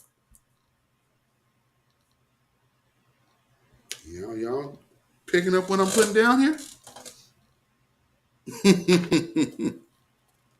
So again, I just wanted to make sure I wanted to give you enough information and give you the points of this plan. We will be revisiting this, of course. I also wanted to share with you the actual people who are running here. I want to make sure that I got the fine points of the Dr. Martin Luther King Reparations Act to you. And then, of course, we are looking to get rid of Jim Crow Clyburn. And pretty soon look to have the brother Marcel Dixon on this platform and this broadcast to talk about him getting Jim Clyburn the hell up out of office. And, he's came to reach out to the New Black Media. The New Black Media has definitely been supporting this brother. He is all for reparations. So, of course, I just brought this to you about this plan. So you never know what the future may hold. You feel me? But one thing is for certain what the present and the future has for the world. Babylon is fallen. Babylon is fallen. Let it fall and let us rise. Yes, indeedy. Yes, Judah Queen put it in the chat. Marcel for Congress.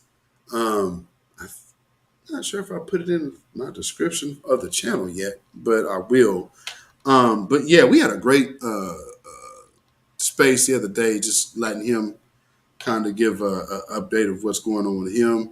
And so the response has actually been good.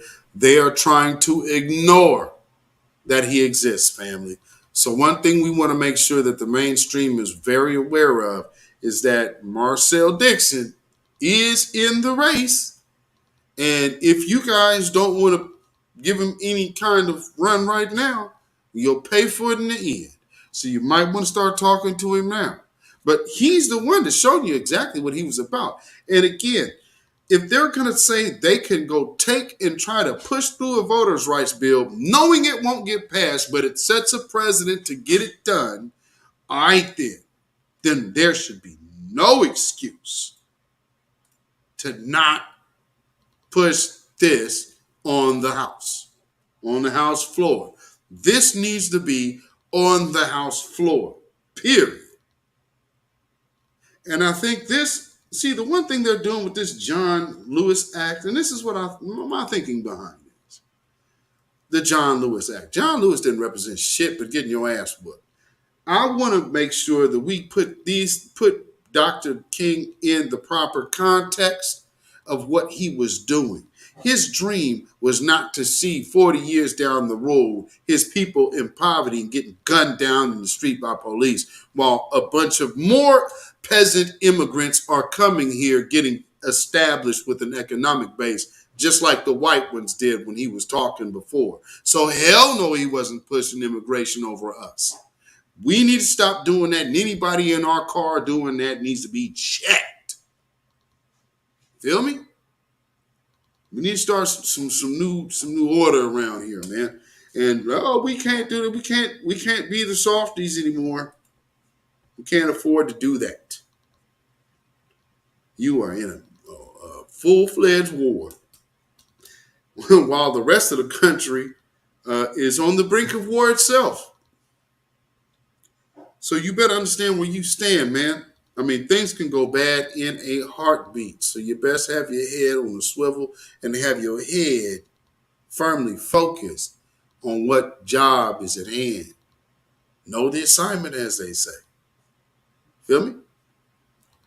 So with that being said, family, you can follow me on Instagram at beatzillapdx. You can follow me on Twitter at beatzillapdx. You can follow me on Facebook at beatzillapdx and on Patreon at beatzillapdx official. And then, of course, on Melanated People at Michael Beatzilla Whitmore. And then, of course, if you need to email me, you can do so at ourrealtruth@gmail.com. That is ourrealtruth@gmail.com. And then, of course, if you feel so inclined to put some money in the bucket by way of donation, you can definitely do so at CashApp $Beatzillapdx. That's CashApp $Beatzillapdx. And then also we have PayPal, and that is Zilla Music, and that is ZILLAMUZAK. And that is it. We got next. Absolutely. So I think I'm finna go eat on some soup my wife just made. And get ready for for the evening. And he said they are playing us. And see this, you're right. And that's the whole point. I want to always let you know the game that they trying to run. So when you're in a conversation with somebody who kind of, like I said, they on the fence, you can kind of give them some information and push them over the top. So I'm going to make sure I equip anybody who's paying attention to me with as much information as I can. You know what I mean? And again, I hope you will join in with me in supporting this idea of the Dr. Martin Luther King Reparations Act. I believe it's something that we can definitely implement. I would like to be able to get with, with some like financial scholars like Dr. Clyde Anderson and other elder statesmen like that, just to get their input on something like this, and then just fine tune it. Just like, Ice Cube's Black Plan for America. This is no different. And I think with this, they always like to use these other little whack names. Let's use the big name for this one. They try to false flag him on I Have a Dream. Let's take our icon back. Let's take our icon back. And this is one way to do it. We take ownership of our icon. They didn't give him us. We're giving us what we want them to represent him as. And that's where we're going from here on. You did? So with that being said, family, I hope that y'all have a blessed night. Looks like it was a busy night in the new black media, so that is good. That is good. Please like and share this broadcast. If you have not already subscribed to this channel, please subscribe to this channel. And, show some love. Oh, yeah. Also, as it turns out, it's not all she wrote for old Simone Sanders. Imagine that. So it looks like they're still not sure about what. I haven't heard about Joy Reid yet, if they've not renewed her. I wouldn't think they would bring on Simone Sanders to let Joy Reid go. But I think they would. If Joy Reid asked for too much money, they're going to let her go. But Simone Sanders can't handle it. She has no relevance. Not that Joy Reid does, but Joy Reid still has a little more relevance. But for those of y'all in Atlanta, y'all might keep a lookout for Sharon Cable's getting called up. I'm just seeing some things happening. So y'all might see Sean get the call. She'd be over there in the Atlanta studio when they fire Don Lemon, if they haven't already. But nonetheless, it is what it is. So until Friday, family, to our weekly wrap up, I will holler at y'all then. Y'all be blessed. Stay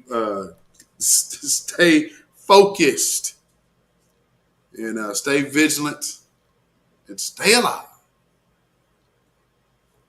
Shalom, family.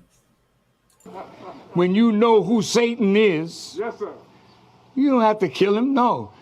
The stone of truth. Yes. See, that's what you throw. Yes, right. Allah says, had we wished to take a pastime from before, surely we would have done it. Nay, we cast truth at falsehood till we knocked out its brains. Every one of you that knows the truth, stand up and tell it from the mountaintop. Black people can't take it no more. So wherever you are on the job, in the factory, I don't care where you are. If you know the truth, stand up on the truth and tell Satan, who the hell are you to try and pick my friends? Farrakhan is God's man, and you are from the enemy of God. So to hell with you.